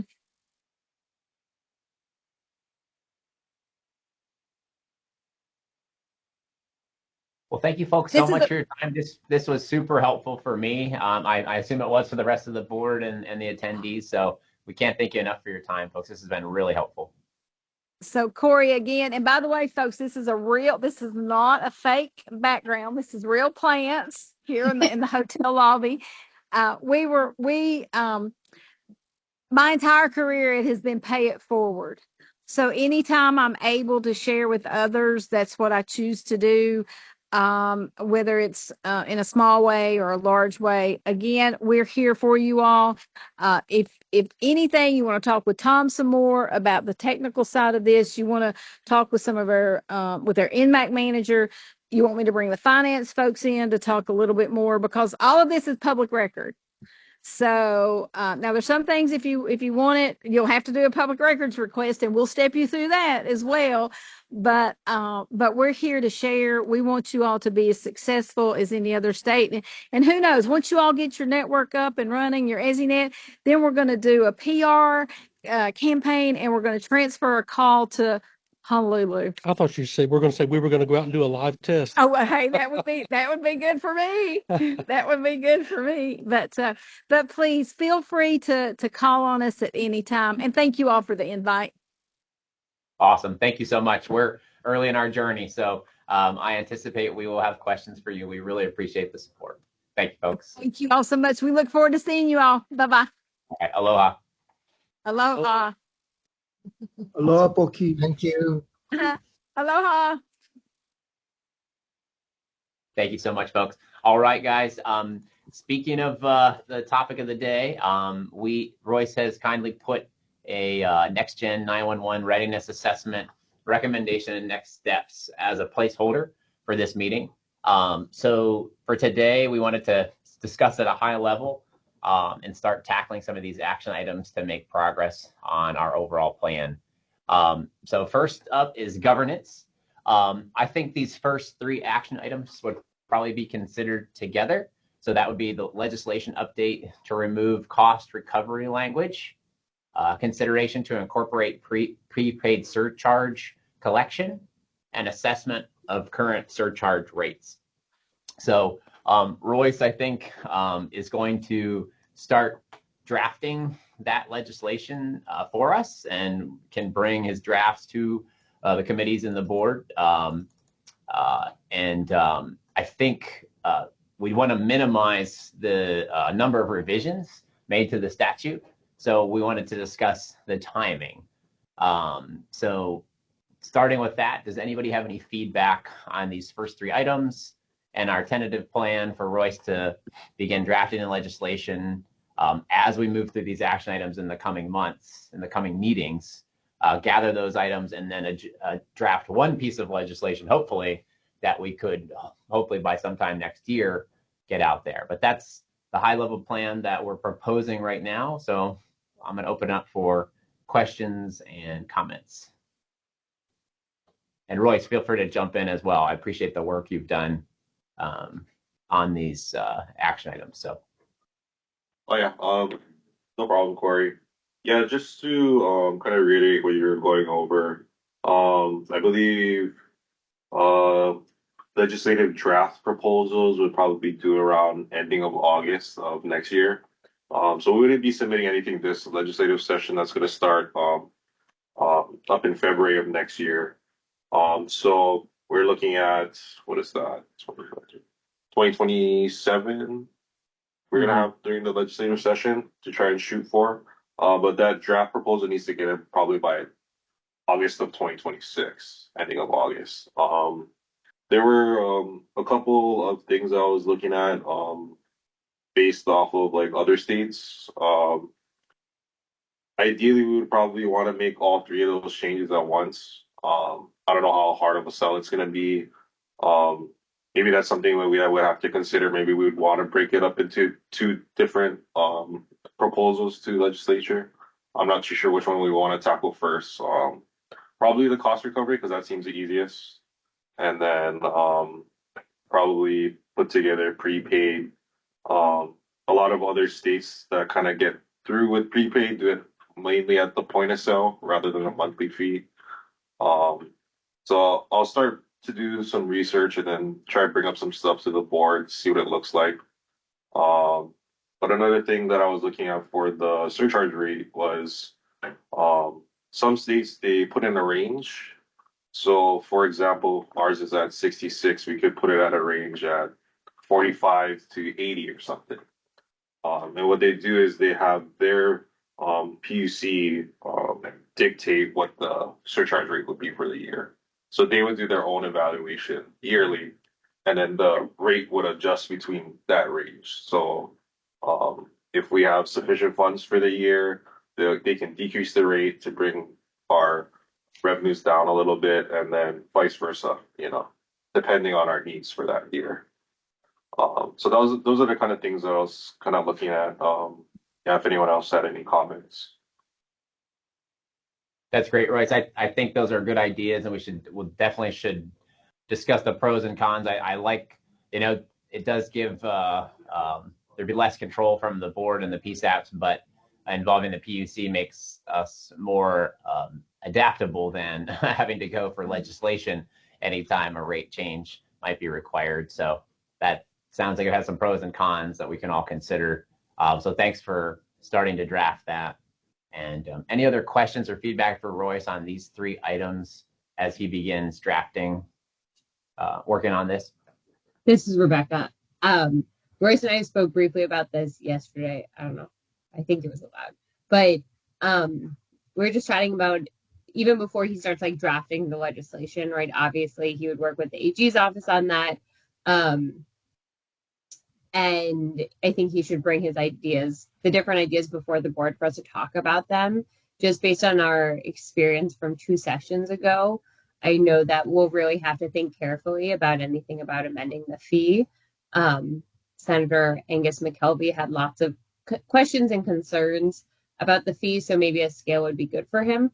And also we would need to, if we were going to ask the PUC to do that, we would need to like talk to the PUC about whether they think they have the expertise or the time to do their own studies about what's needed, and thinking through that option, right? Because as a board, we don't really interfere or interact, or we don't really interface or interact with the PUC. So we need to think through what would be the right entity, whether it's the PUC or something else.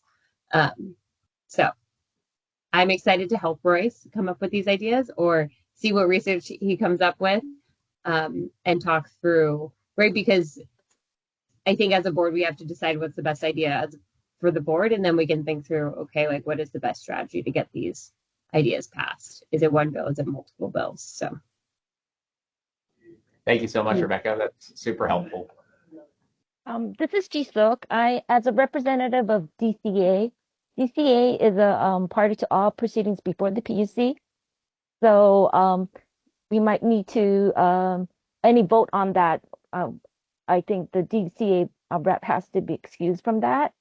There is some concern with regard to the fee because we have an unencumbered fee balance of over $36 million. And it's increasing every year because it increased by 3 million from last year. So I don't know how you're going to go about that because, Senator McKelvey is going to ask those questions about how are you going to allocate all this money. And I know Next Gen is important, but when I looked at, and I might have missed it, when I looked at the mission critical analysis and report, it didn't reference any of the unencumbered funds. I know the idea is to try to get as much possible, but the thing is we've got to make sure that, those unencumbered funds are used correctly and, earmarked for specific projects. And the thing is, when you look at the information about fee structure throughout the state, I think Nina has a good stat on it from 2024. Hawaii isn't the lowest amount. I mean, some states are like in the 30s, like 30 cents, 36, California, North Carolina is 55, guys. So yeah, California is 30 cents. Granted, they have more population, but our fees are not that low in comparison to other states. Arizona is 20. So I think those things need to be considered. And I think trying to do the fee structure so that you push it off at the PUC, I share Corey's concern about that. What if they're late? What happens then? The PUC has a lot on their plate. And to ask them to, on a routine basis, make this determination when they have not opined in this area before, that would be a concern for me too. So like at this point, the 66 cents has been, used well. We have a big balance. The question, if you go into the ledge, they're going to ask, are you collecting too much? And they might just bring it straight down and it's not going to be at the higher rate. So because the unencumbered balance is increasing by $3 million. Right. No, So- but that's a great point, Ji-Suk. Maybe timing wise, we don't want to rush into these discussions. I think if you think about the presentation we just went through, the North Carolina has 15 people working for their board, people monitoring, operating a knock, a bunch of technicians, Right. education coordinators. Mhm. So there's definitely going to be additional costs to get to a more robust next gen 911 system in the state. And I Understood. think if the board is the avenue for that, the costs are going to come through the board. But timing wise, to your point, timing wise, we should probably spend maybe we should spend some of that money and show those costs before we tackle that legislatively. Obviously, the timing needs to be done in a way that we don't have risk. But as long as we have our 5-year outlook is looking really good, that gives us time to adjust. So I think that's great feedback. Any other discussion? Yeah. Another thing I want to point out is it's not on the list, but maybe we do need to increase the board employees under Royce. We might need to consider, putting in a budget request for 2027 to put in, a body, or if DAGS has, the ledge is not great about creating new positions. So if DAGS has an unused position or less, they might be able to borrow that position. That's something for you guys to all consider, because I know Mission Critical said that we might need to increase the employees under Royce so that there is some technical Welcome to the experience. audio conferencing center. Please enter a conference ID followed by. And another thing on the list is about I'm jumping ahead a little, but about the strategic plan. So before we do all this, maybe the idea is to have a strategic plan in place, right? Yeah, I think that's a great point. So let's, any other discussion of the legislative items? Maybe we'll table those for a future meeting. Or this is David. Go ahead, David. I think that our talks right now is great. Everybody's putting their input, and Jisoo, thank you. You're spot on that information that you shared. I think all of us need to make sure that we're doing it for the right reason, and we do have a big balance, and we need to justify. And Senator McKelvey is very, he wants to know why, and how come we have all that money. We went through that with him several years ago. So learning from experience on that, maybe we should speak more often about this so we can get a plan together and before we approach it and open our eyes up to what we might get drawn into, the questions that they might pose to us, and we need to be prepared. I think that is a good way for us to, at least we have that conversation and we can enter this in with the right mindset. That's all I'm thinking of. Thank you, David. Yeah, and I think that segues great into our next agenda items, 4 and 5 here.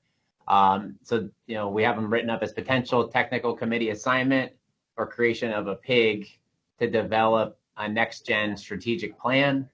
And then I think adjacent to that, closely tied to that, is the technical committee assistance or another PIG or the same PIG to develop a state-level continuity of operations plan.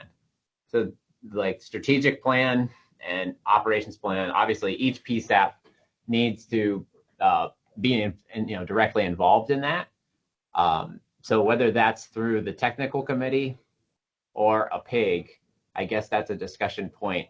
How do we handle that? Because that is going to be a significant amount of work to develop the plan and how we want to proceed. Any feedback on that? Hi, Corey. This is Sean. I would want all of the PSAPs represented in this, I guess, venture. Right now, the technical committee I don't think they have all the PSAPs represented. At least I want all the primary PSAPs to participate. So I would lean toward a PIG. Thank you, Sean. That makes sense to me. Any other feedback, questions? I agree. Corey, in one of the PIGs, are they going to discuss like a project management for the NG911? That's certainly the project will need managed. So that's going to be one of the many requirements of the PIG. And due to the limited time available to the board, we can't get all this work done in 2 to 3 hour meetings once a month. So the PIG would have to meet more often in order to get through this work, to bring the decision points to the board during our monthly meetings. So yes, so to answer your question, Eddie, I think, yes, that would be a part of the scope. Hey, Corey, this is Francis. I joined late, but the difference is that on the PIG, the board members can participate, right? Versus if it was a technical committee, a board member could not in a board capacity, correct? I do not know the answer to that. I apologize. Does anybody know for sure? I think the last one, that was the case. Yeah. Oh, sorry. Go ahead. Sorry, this is Mike Sambrella, Deputy Attorney.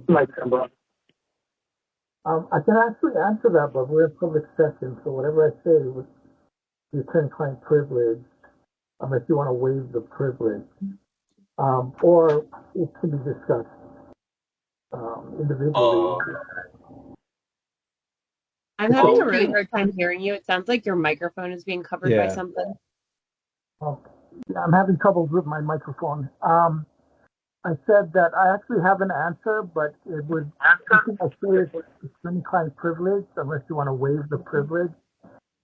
But this could be answered directly to the chair or the director, and then handled down to the member. Oh, okay. So Corey, Yeah, he's saying It's an easy answer, unfortunately, but it's not a significant attorney-client privilege issue. So if you guys want to waive it, I can answer. But I do have to caution you that it is attorney-client. Oh, okay. Is it something that our executive director can follow up with you on offline and bring to our next meeting? Definitely. Perfect. Royce, can you capture that, please, just to ensure we understand the rules and regulations surrounding the technical committee versus a PIG and who can be a member, because we really want all the PSAPs, at least the primary PSAPs, to have representation. I don't. Yes. Okay, thank you, sir. I don't see. I mean, I could be wrong, and I don't understand because I'm not an attorney, or at least not yet. But I don't see why that information couldn't be made public. Like, why you couldn't share that right now? The information can be made public, but if I give you an opinion, the board an opinion, my opinion is attorney-client privilege, and you have to waive that privilege because I'm giving you a legal opinion at the board's temporary, usually the actual board council, but as the sitting in a I'm comfortable waiving that privilege for the sake of this meeting, at least for this particular answer. Yeah, Corey, actually, Michael is actually standing in for Nietzsche, who is actually Stella's replacement. So he actually works with the Attorney General's office. If everyone's confused with who was talking, yeah. Yep, okay. No, that's what I figured. Okay, thank you. Yeah, I don't have a strong opinion. Royce will get us an answer for next month. I think we'll have to add this to the agenda to next month to vote on anyways. Yes. So I think we should decide if we should have a vote next month, or at least have it on the agenda to have a vote to establish a PIG, to do the strategic plan and a state level COOP plan, if that makes sense. Yeah, Corey, so I can work with Sean or whoever else to, I guess, who he wants to designate or who's going to volunteer for the PIG, so we can have that on the agenda to form, so we can have all those members present too, right? So they state who's a part of each PIG, right? Okay, great. Yeah, if I may, and then Nietzsche or I could work on the specific procedures because it is a little bit more complex as far as establishing and the reporting of the PIG. Okay, that's fine. Yeah, if you can work with Royce and I over the next week, that would be very helpful.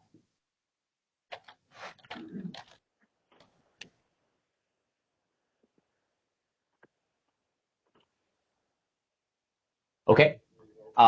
So we'll have that on next month's board agenda, hopefully to further the progress on the strategic plan and COOP plans, which will hopefully guide us through some of these other questions around governance.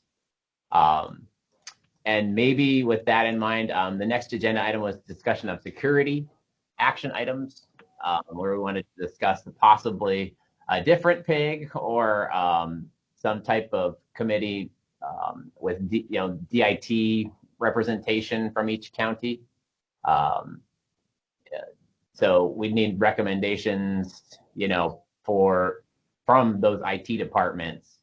So that was what we were going to discuss. I don't know if we want to table that as well as part of the strategic.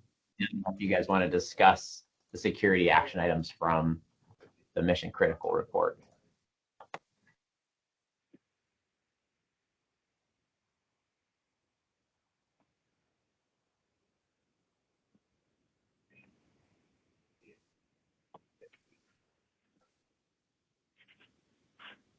Okay, hearing no feedback on the security agenda item, I think we'll table that one and focus on the strategic overall plan, COOP plan, and the folks who will be engaged with that, and make some of these other action items related to governance and security shoot-offs or action items of that PIG, and we'll work through those as we get to those.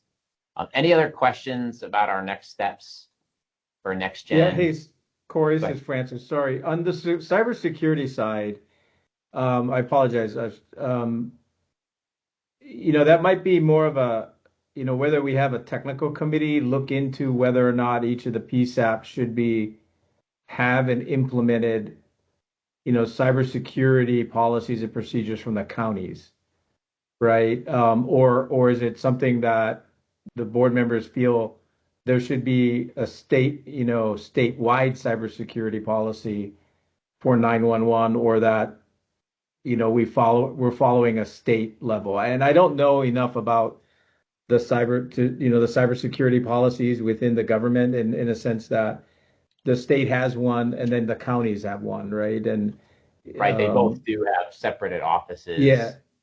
Right, and which one should, since it's a county PSAP, should the county cybersecurity policy apply to the PSAPs? And that's where I think, in the review, maybe that didn't come out in the overall audit or the review by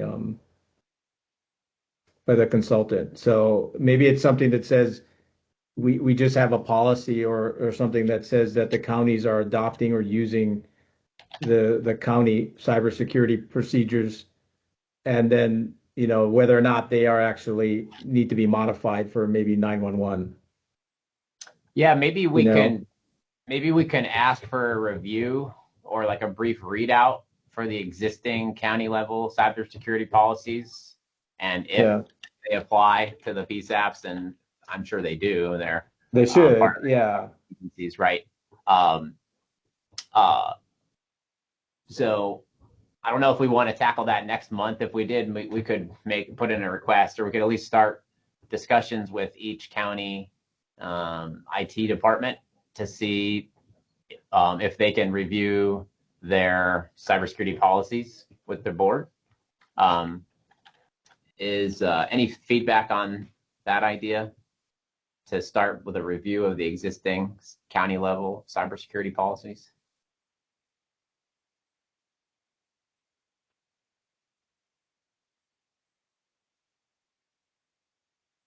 Hearing no feedback, I'll ask Royce to take a look at that and see. Royce, can you reach out to the counties, DITs, and see if they are able to share any details? I know their cybersecurity policies are not going to be public, but if they can just maybe join and answer basic questions about if they have them, this is one, and if they apply to the PSAPs, and if the PSAPs are trained in cybersecurity at all, and those types of questions. Does that Yeah, make sense? I can work on that. That was kind of my intention to kind of try and lead majority of this. Yeah, that was gonna be my recommendation to the board if each county wanted to appoint somebody from their IT department, just to like have some type of discussion, right? And I Yeah, think and I we're, think yeah. Oh no, go sorry, ahead, Francis. Yeah, I was gonna say, and Uh, also to take the results of that or the observations and kind of respond to them from that perspective and that lens from each of the county from the county cybersecurity procedures and policies. Yeah, because I know Yeah, that there's there's state and county level IT, or cybersecurity procedures that they have, but I think what MCP was more looking for is like more like best practices or something at the board level that all counties can agree to follow. It's probably going to be a mix between state and county policies and procedures, right? Kind of like a hybrid, Right. but something that the board can say that this is something that everyone is going to adhere to. Okay. So So I was David, able to find. Oh, go ahead. I was just going to say that I'll check with Greg and Keola about a contact for us, and maybe they can suggest who to use for us from Maui County, and we'll send the name over to Royce. Okay, great. Thank you for that. And I was able to find cybersecurity info for, I think it was Big Island on their website. So, Royce, if you can work with the PSAPs, if you're not able to identify an IT contact, to ask if they can join a future board meeting and just review,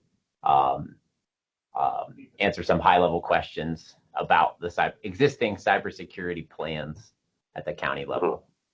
Yeah, I mean, it doesn't have to, I guess, occur next meeting, but I just wanted to like start the discussion to like let the board know. Oh, absolutely. Yep. That we can start handling this offline and then bring it up to the board for its attention on the agenda for future meetings. But we can focus on the other two, I guess, that we kind of talked about, the strategic plan, co-op, and I guess to talk a little bit about what GSIB was saying. I know it's a little like preemptive, but I feel like it's something that at least we can just do research for, because what cost is going to be like a big issue, because I mean a lot is still unknown. Yeah, I don't want to get too ahead of ourselves, but I at least want to start doing some research, because I know we're going to have to explain the type of cost and the type of projects that we're going to have to be using or doing moving forward. So just at least to get things started. Yeah, no, I think this is great. I appreciate you putting these on here. It's better to be trying too hard than not trying at all. So no, this is a good start, and I appreciate everyone's candid feedback about what the right timing is here. I think that's been good discussion. So yeah, I would ask that you just start chipping away at the cybersecurity thing at the county level offline, and then bring us what you find as progress is made. Okay, any other questions or discussion regarding NextGen 911 or action items, the readiness assessment? Corey, this is Eddie. I don't know if this question is for you or Royce. For the NG 911 project, I couldn't recall, does that include the state interoperability plan, the same that North Carolina has? So when you say state interoperability plan, so they're all on one EZNet, and the NextGen call processing enables any node on the EZNet, any access point on the EZNet to take and transfer calls. That's a feature of NextGen. So as long as we can get the PSAPs to agree to be on the same EZNet, I think that will be a feature of NextGen 911. Does that answer your question, Eddie? Yeah, I just want to make sure we have money budgeted for that phase of the project. But sounds like it is. Absolutely, yeah. That's like the transport networks, the physical networks, and the EZNet, whether it's through a VPN as North Carolina is doing it, or some other networking technology, will definitely be a cost for the board as it migrates. Perfect. Thank you. Yes, sir. Great. Any other questions or comments?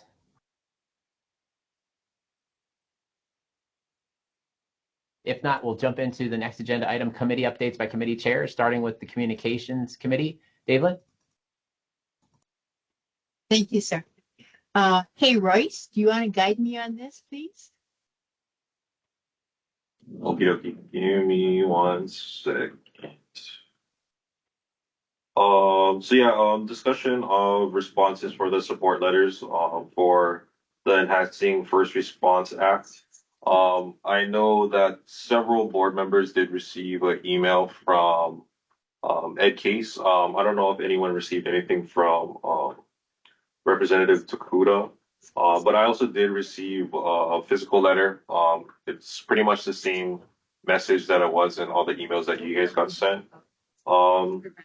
So I guess if there was any discussion on if there should be any action to the letter, I think as it stands right now, until the bill doesn't, if the bill stops moving, or we need to reach out again, I think we should do it then. I don't think there's anything actionable right now based on the letter that we received.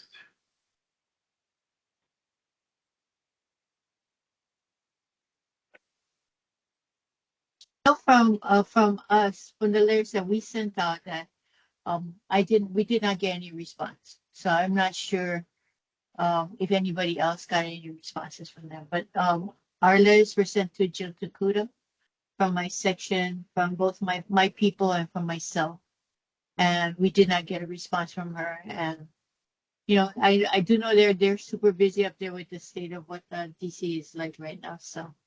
I'm just hoping that they take it into acknowledgement of what we're requesting. And that's all I have, sir. Thank you. Thank you, Royce. Thank you, David. Yes, I only received the one letter that we talked about. Okay, moving on to the technical committee, Sean. Thank you, Chair. So new information regarding the topic, and the topic was the mapping icons and feedback from the Public Safety Answering Point and Intrado and Hawaiian Tel. So we had new information during a meeting with Hawaiian Telcom and Intrado that was held on Monday, November 10th with all the PSAPs. So Intrado informed the PSAPs that they are unable to accommodate the request to place a tower icon or any similar icon on the FCC map without adversely affecting other map functionalities. Specifically, Intrado explained that if the new icons were imported onto the new SCC map, call takers would lose the ability to answer 911 calls directly from the map interface or view importing call status indicators, such as whether a call is active, on hold, or completed. The PSAPs were scheduled to meet tomorrow to further discuss this matter and another matter, the no calls situation. We informed them that we're gonna provide a decision early next week regarding whether or not we're gonna pursue the icon implementation. Intrado also informed that the sector shape for phase 1 calls will be modified. So that's some positive news, from a circle to a cone, which aligns with the visual format call takers are accustomed to right now. This change will assist in distinguishing between phase 1 and phase 2 calls more effectively just by sight. So in light of these developments, I'm just requesting that the board defer this topic to next month's meeting, where we'll have more information and a decision, allowing the PSAPs to adequate time to complete their review and finalize their recommendation. So I'll allow for if Hawaiian Tel has any additional feedback at this time on this, Marissa or Francis, if they see what I summarized differently. Hey, Sean, this is Marissa. Sorry I didn't get the summary out to you. I was asking Alex from Intrado to review it and just verify what was in my notes before I sent it out. I hope to have that to you today or tomorrow. Oh, today, because you're meeting tomorrow. I believe what you said is mostly accurate. Hang on, let me see if I can pull up my notes real quick. So the class of service icon is displayed in SEC in two places, in the details panel on the left and the audio call panel on the bottom right of the screen. It's just not displayed on the map. But you are correct that the wireless phase 1 sector display will be, Intrado is already working on that, I believe. I just wanted to clarify that I think last time there was a question from the board about whether that was the missing sector functionality was a result of a bug. That the answer to that is that they did identify a bug, but fixing the bug does not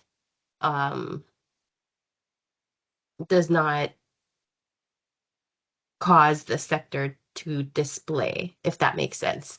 So the sector display is for wireless phase 1 is an enhancement that Intrado is doing. I think Tony had asked for clarification on that.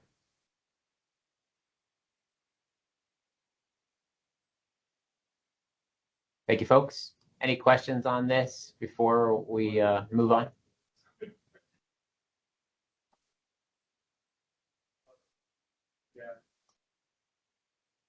Thank you. And then Sean, did you have another agenda item as well?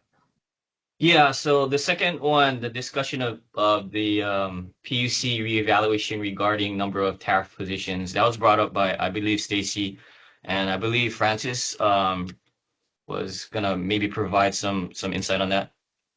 Oh, yeah. Francis? So basically what we need, or what I would ask from a Hawaiian Tel perspective, is just either Royce or Corey just send a letter to Steve Golden, our regulatory affairs, asking them to take a look at the tariff, because HT owns the wireline and wireless tariff.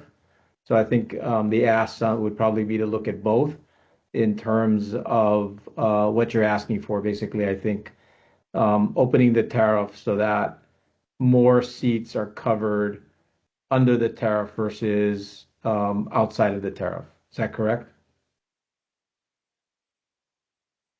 That's how I understand it. Stacy, Yeah, any comments?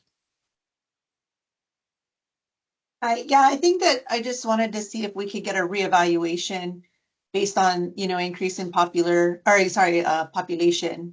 that we can reassess if more seats would qualify for the tariff across the state.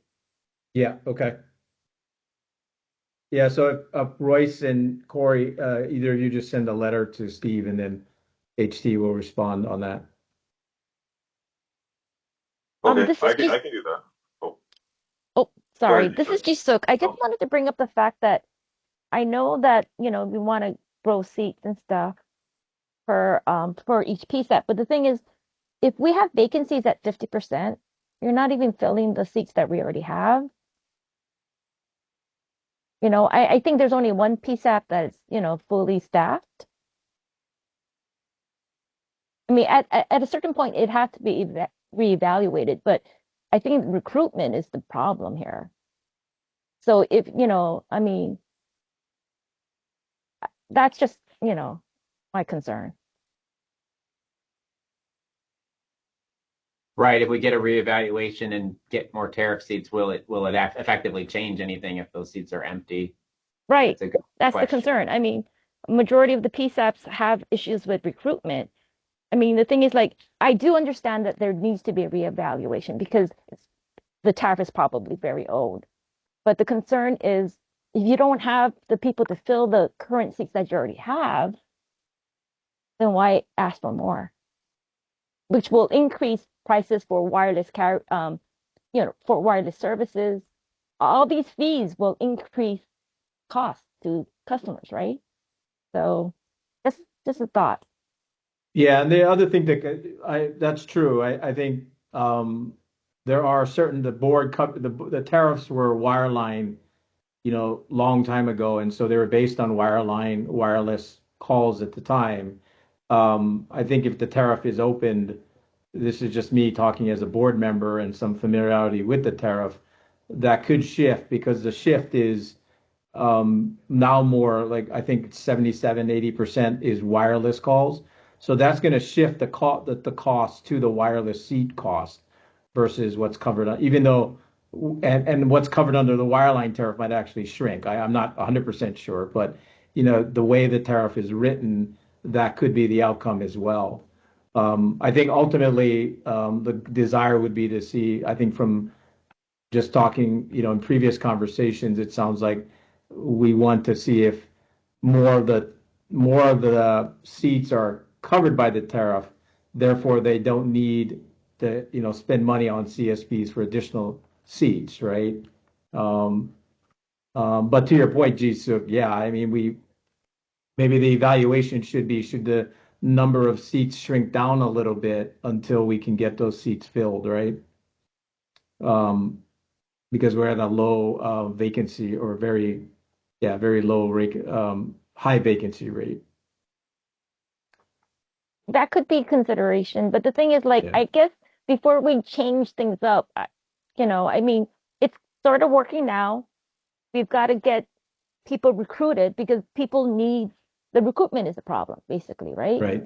And the thing is, like, as the designee for DCA, I mean, the concern is the ratepayers, right? Whether it's wireline or wireless, and tariff at 27 cents for wired line is not bad, so.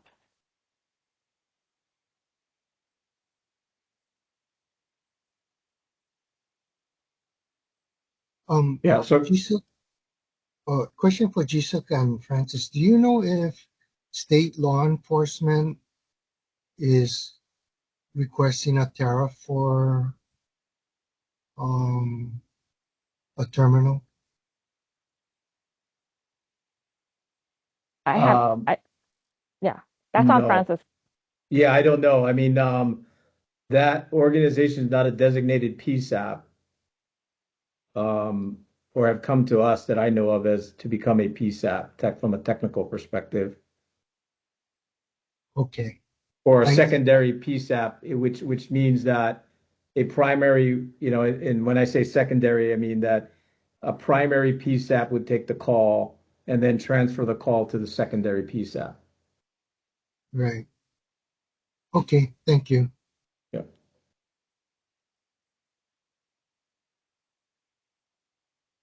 Okay, if there's no other further questions, my next point would be, I think Rebecca, since she's here, I don't think she has any updates, but can you confirm, Rebecca?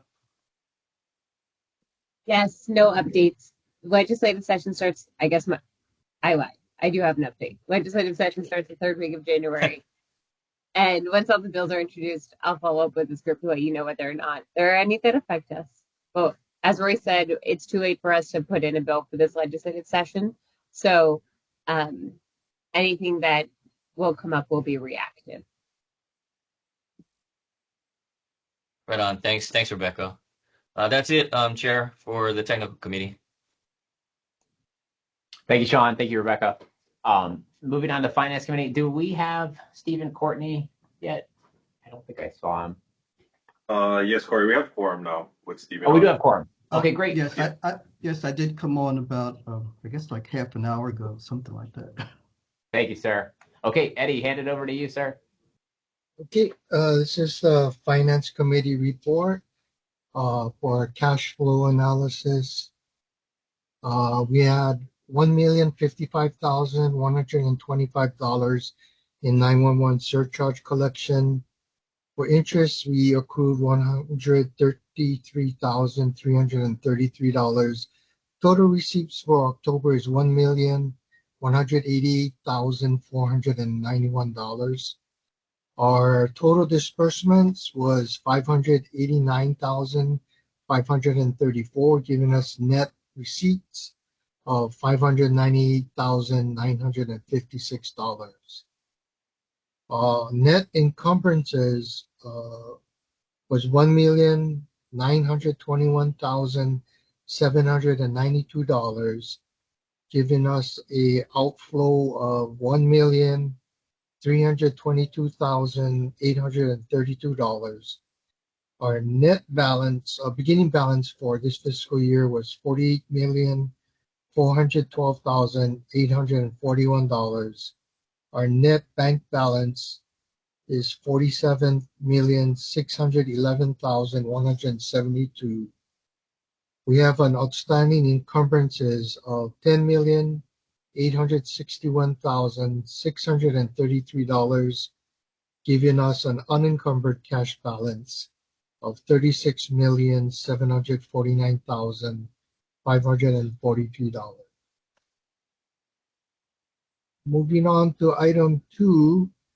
What I'm going to do for item 2 and 3, they're coming from Hawaii Police Department for text to 911. If someone from Hawaii Police Department can give us an explanation for both, and I'll handle each one separately for approval from the Finance Committee. Oh, Eddie, I can speak on them. Oh, okay. Yeah. So for the first one, for the text to 911, that 12,200, the shortage for this fiscal year. The reason for the shortage is that Hawaii Police Department actually agreed to take on the cost for text to 911 for fire, but they actually didn't include it in the budget for this year. So that 12,200 will cover both Hawaii Fire and Hawaii Police for text to 911 for this current fiscal year. The other one, which was for 250, that was just a miscalculation in the budget when they moved over from their new center. I actually just received the reimbursement request for both fire and police for Hilo for the transition to their new facility. So they just started receiving invoices for that for the move in. So those are the shortages that came out of that after reviewing everything. Okay, thanks, Royce. Any discussion from the board members, committee members?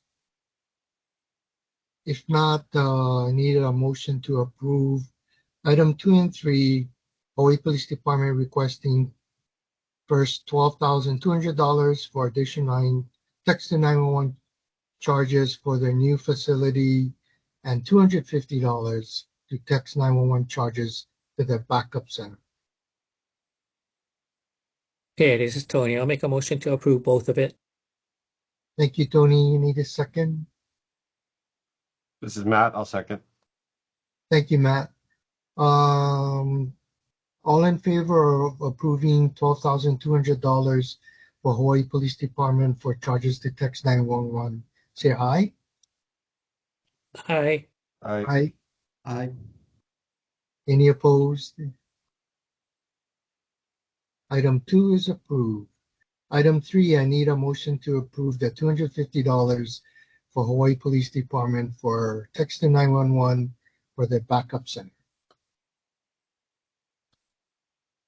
Yes, Tony. I'll make a motion to approve. Thank you, Tony. Need a second? This is Matt. I'll second. Thank you, Matt. All those in favor say aye. Aye. Aye. Aye. Any opposed? Item 3, approving $250 for Hawaii Police Department is approved. No additional reports, Chair? Thank you, Eddie. Moving on to PSAP updates on recruitment and other personnel issues, starting with Kauai Police Department.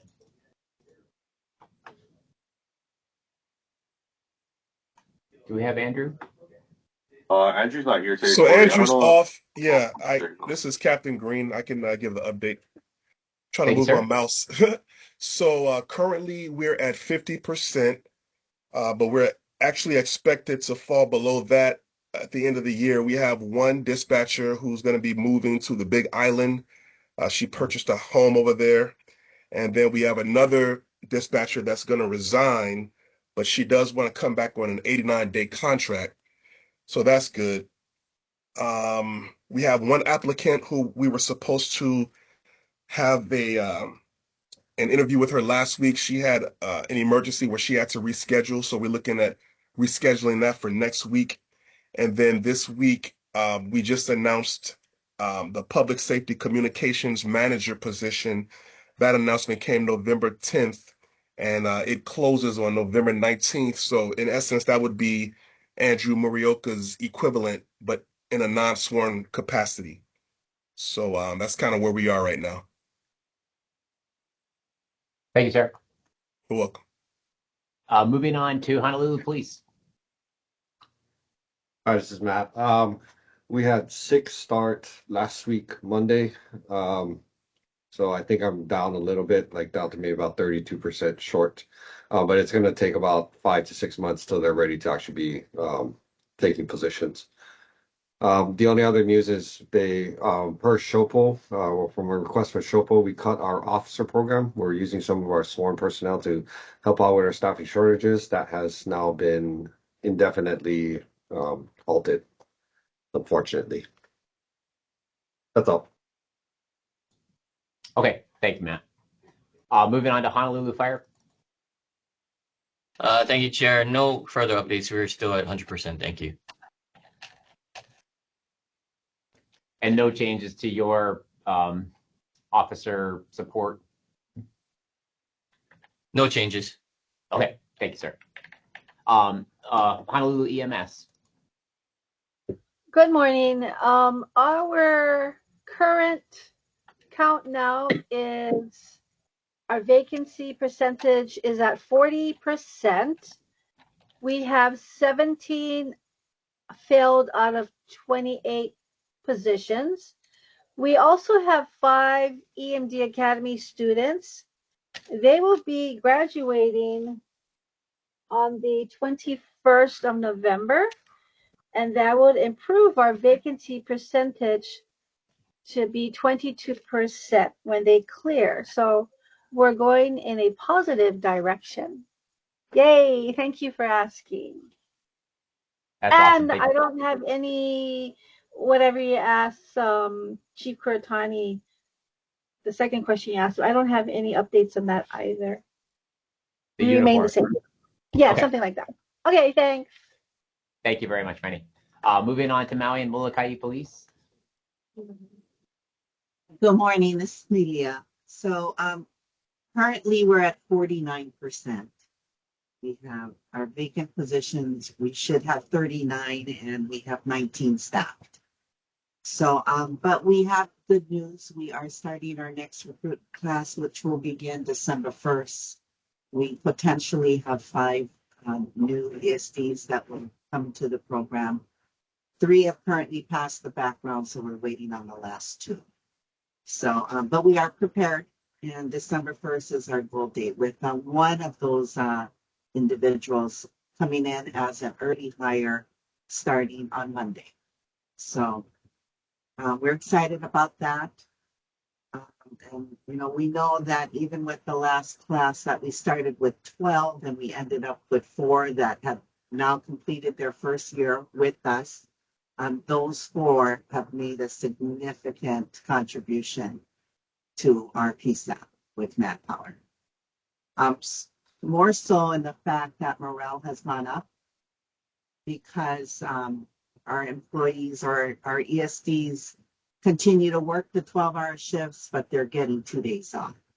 So that was just by increasing 4 personnel. We were able to manipulate the schedules to be able to give back those days off, which our people have worked for the last 5 years with 12-hour shifts, 1 day off. So we do see and recognize, you know, how much happier they are. And even with Molokai has 4 ESDs. But we've tried to listen to them and work with them and think out of the box how we can help raise their morale. And one of the ways that we have done that with working with our union and of course having, you know, Davey continuously, you know, look for ways to improve is we have allowed them to make their schedules. And instead of us controlling all of that, we have given them more responsibility in the sense that we are hearing them and working with them so that they not only make their own schedules, but they are making their own coverages so they can cover their own vacations and sick time, where Maui doesn't have to assume those positions when we have them out. It has improved with its sick class. So again, we got a long way to go, but we are seeing a lot of improvement, and we're seeing that our people are taking control of their own destiny. They are proactive, and it just takes a little bit more from us to be able to work and be open to those suggestions and ideas. So, we're hoping to continue that into the new year. And that's where we're standing. Well, good luck or good work, and good luck with the new class. We hope you get some more folks to give even more relief. That's still tough. Even 5 days at 12 hours is a tough schedule. So thank you for the updates. Moving on to Hawaii Police Department. Hey, good morning. We are currently at 17 vacancies, which is 43%.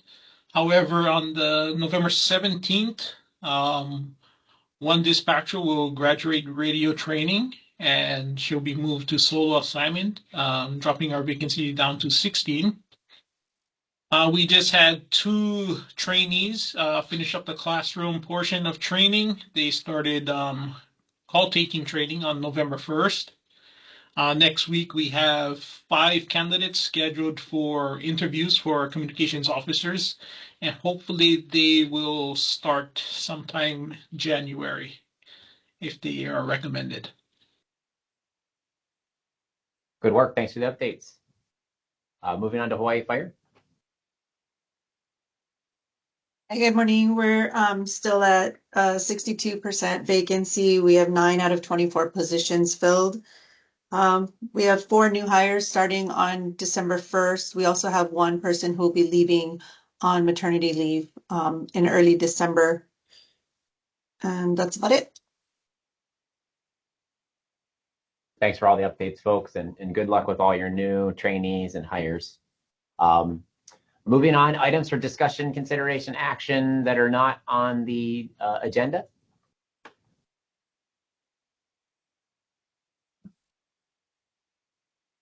Hearing none, announcements. The next virtual meeting date will be Thursday, December 11th, and in the new year, Thursday, January 8th. Future conference dates, 3 months advanced approval required. 911 Goes to Washington, February 22nd through the 25th in Arlington, Virginia. That's next year.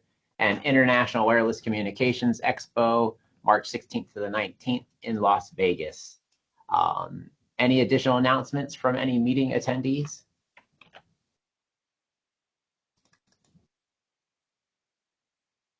Okay, open forum. Any public comment for issues not on the board meeting agenda?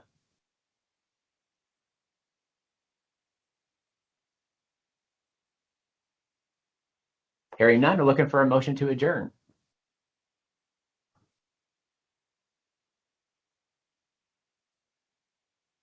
Hey, Corey, it's Tony. I'll make a motion to adjourn. Thank you, Tony. Do we have a second? Yeah, this is Stephen Courtney. I second that. All those in favor of adjourning today's meeting, please say aye. Aye. Aye. Aye. Any opposed? The meeting is adjourned. Let's take 5 quick minutes. I know this was a very long meeting today. I appreciate your guys' time and attention. The second half should be quite short, so we'll just come back in 5 minutes and try to give you guys some time back. Okay, talk soon. Thank you.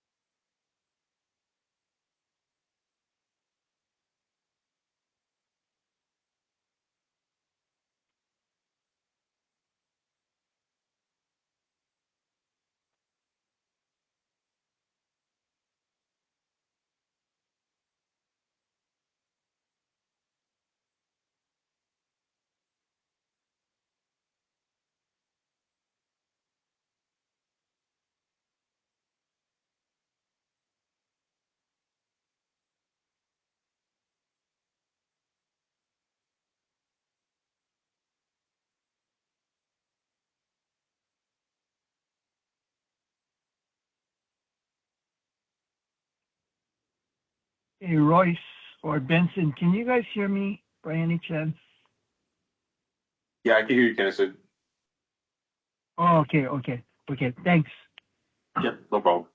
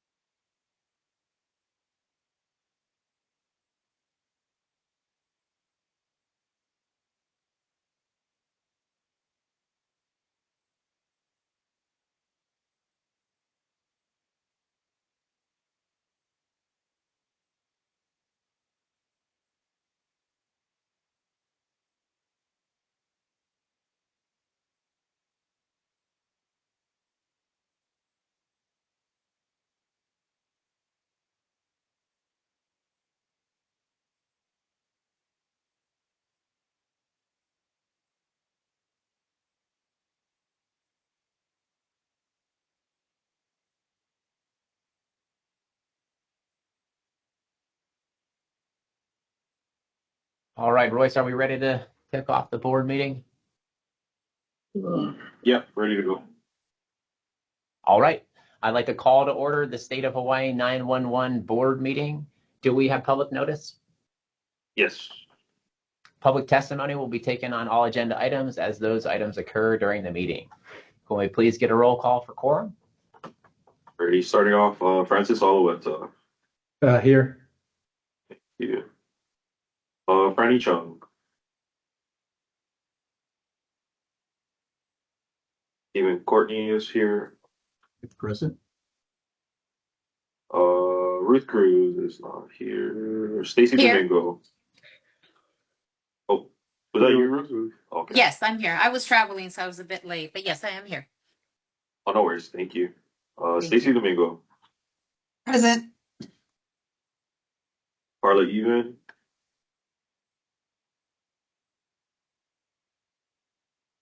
Zachary Fernando. Here. Here's Marissa Fujimoto. Here. Edward Fujioka. I'm here.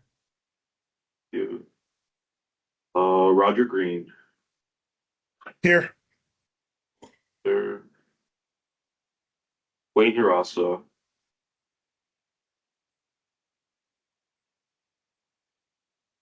John Holland. Malia Johnson. I'm here. Thank you. David Jones. Present. Thank you. Jisuk. Here. Thank you. Sean Kuratani. Still here. Thanks. Matthew Kurihara. Here. Alon, are you still here? Just send me a message in the chat. Oh, I got you. Thank you. Rebecca had to jump off. Sherry Murphy.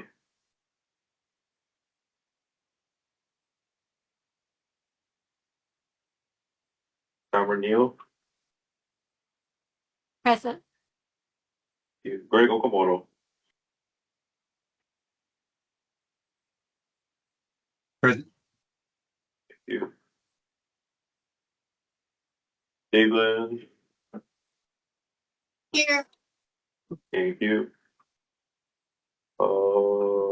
Corey is here. Kennison is here. I saw him.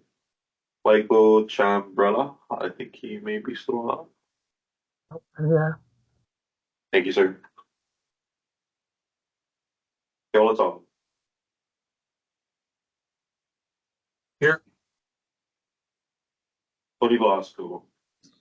Here, Royce. Thanks. And Scott Winokoff. I'm here. Thanks. Sir.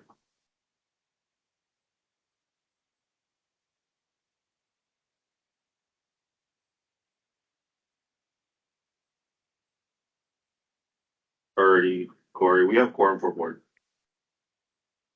Excellent. Thank you, Royce. Make sure I'm on the right agenda here. Could we please take a moment to review and approve the October meeting minutes? We're looking for a motion to approve.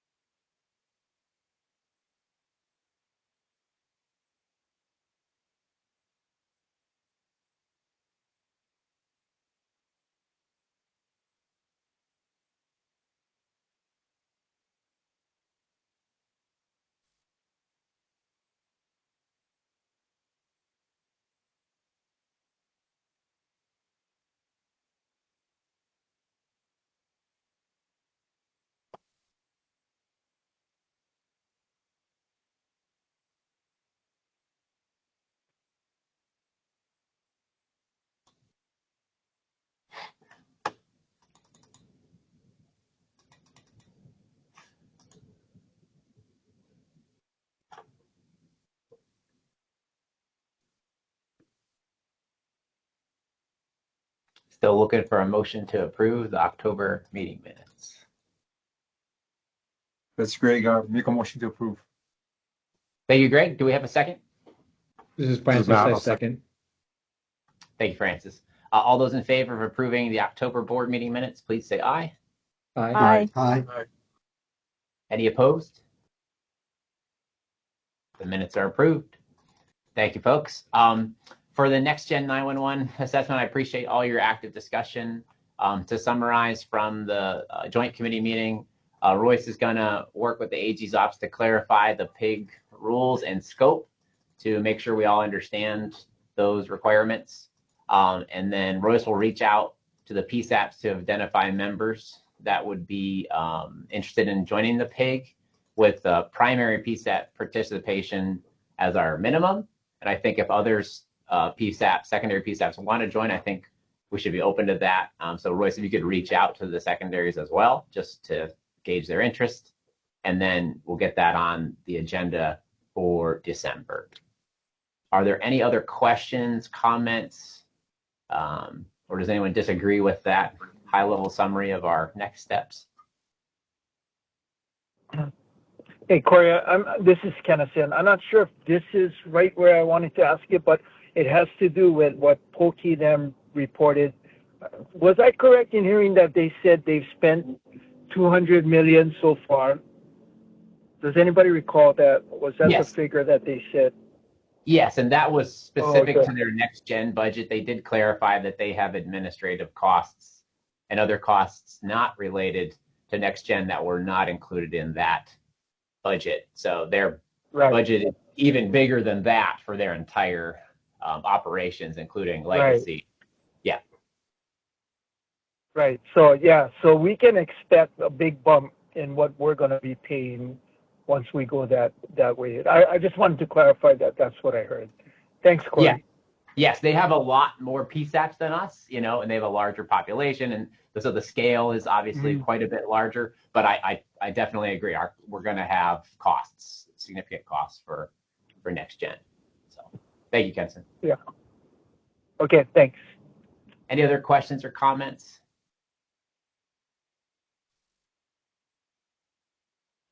Oh, sorry, Corey. One more. So, are we able to use any of the consultants' reports, either Winborn or Mission Critical, as part of the strategic plan? I know we wanted a rough order of magnitude of what we would be spending over the next 3, 4, 5 years, and that's why we were trying to build up the 911 funding. So is that part of the strategic plan that would be like in there for the justification of why we haven't spent the money yet?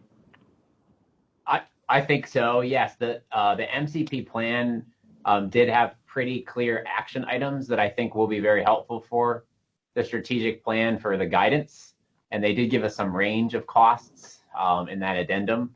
So I do think we have seen some costs from other states, but absolutely, I think that's going to be really valuable information for this for the FIG. Okay. Thanks, Corey. I appreciate it, brother. Bye. Thank you, sir. And then just on the security actions, we said Royce would also reach out to the county in the background. That probably won't be by next month, but as an ongoing action item, Royce is also going to work on that. Any other questions or comments on the ongoing next steps?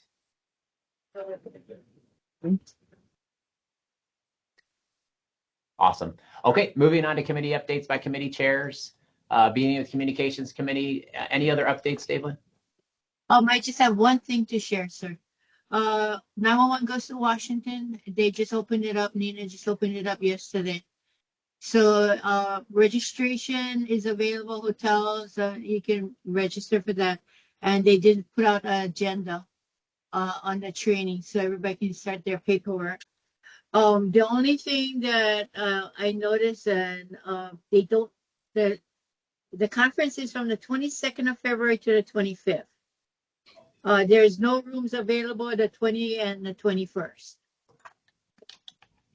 So I sent a message. I emailed Jonathan Gillard, who is the person in charge of 911 Goes to Washington, to let them know that this is they need to address that, because especially from when we're bringing like 10 to 12 people from Hawaii, they cannot expect us to go directly into a meeting or move hotel rooms, just to accomplish that. So he was going to look into it. I checked again today, the website, it still has no room availability. I think they also have some type of veterans. It's usually the time we're up there, the veterans are also up there, pushing for their cause. So I'm not sure if the hotel is full with them, and they normally move out on the day on that Sunday. So I'm hoping that they open up some more rooms for us, but just to give everybody a heads up, you start planning your paperwork. And that's all I have. Thank you, sir. Thank you, David. Appreciate that. Moving on to Technical Committee, Sean. Thank you, Chair. Nothing further to add. Thank you, sir. And Finance Committee, Eddie? Nothing further. Thank you, sir. Moving on to PSAP updates, starting with Kauai Police Department. Same as I mentioned earlier, just the 50%, currently looking to go below that at the end of December. We have an applicant who we are looking to schedule for an interview next week. And then we have the announcement for the Public Safety Communications Manager that came on the 10th of November, and that position closes on the 19th. Nothing further. Great, thank you, sir. Appreciate it.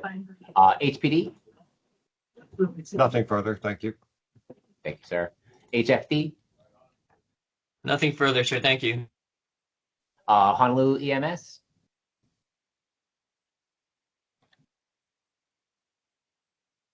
Is Franny still on? Yeah, I'm on. I'm so sorry. I couldn't find my unmute. Nothing more to report. Thank you. Thank you, Franny. Maui Molokai Police? Hi, nothing more to report as well. Thank you. Hawaii Police?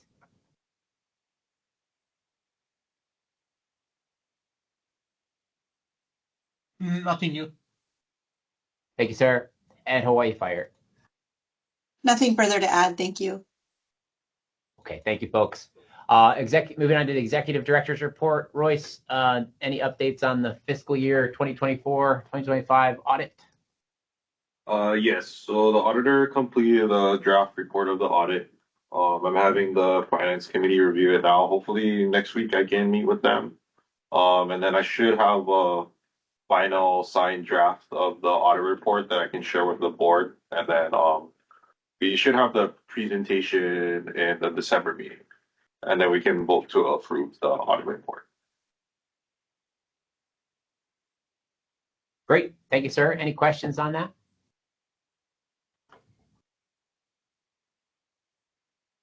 Okay, moving on to items for discussion, consideration, and action. Starting with Hawaii Police Department request for $12,200 for additional text to 911 charges related to their new facility transition. Looking for, and if there's no discussion or questions, looking for a motion to approve.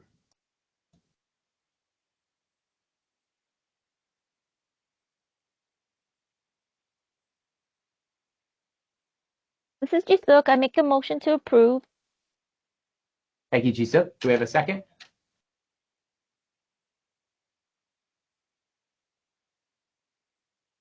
This is Matt, I'll second. Thank you, Matt. All in favor of $12,200 for Hawaii Police Department text to 911, please say aye. Aye. Aye. Any opposed? The motion passes. Moving on, looking for a motion for Hawaii Police Department, $250 for additional text to 911 charges. This is Jisuk. I make the motion to approve the $250 for the backup center. Thank you, Jisuk. Looking for a second. This is Francis, I second. Thank you, Francis. All those in favor, please say aye. Aye. Aye. Any opposed? The motion is passed. Are there any additional items proposed by any meeting attendees?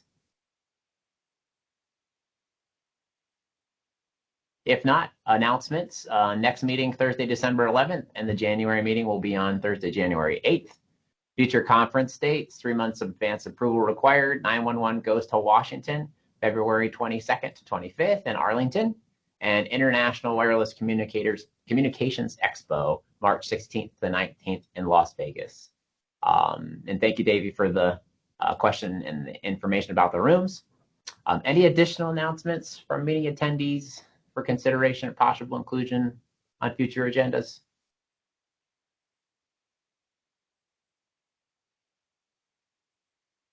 If not, open forum. Any public comment on issues not on our agenda today?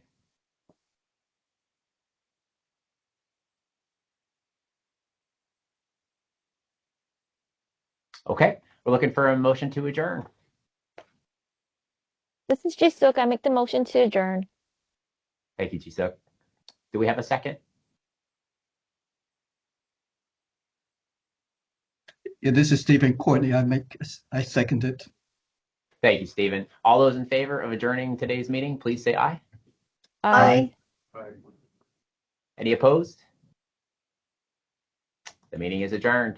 Thank you folks so much for your attention today. Really appreciate it. I feel like we made some progress. There's a lot to do, but thanks for your feedback and your participation. And we'll see you next month. Thank you much. Thank you. Bye. Bye, everybody. Aloha, guys. Bye. Bye-bye.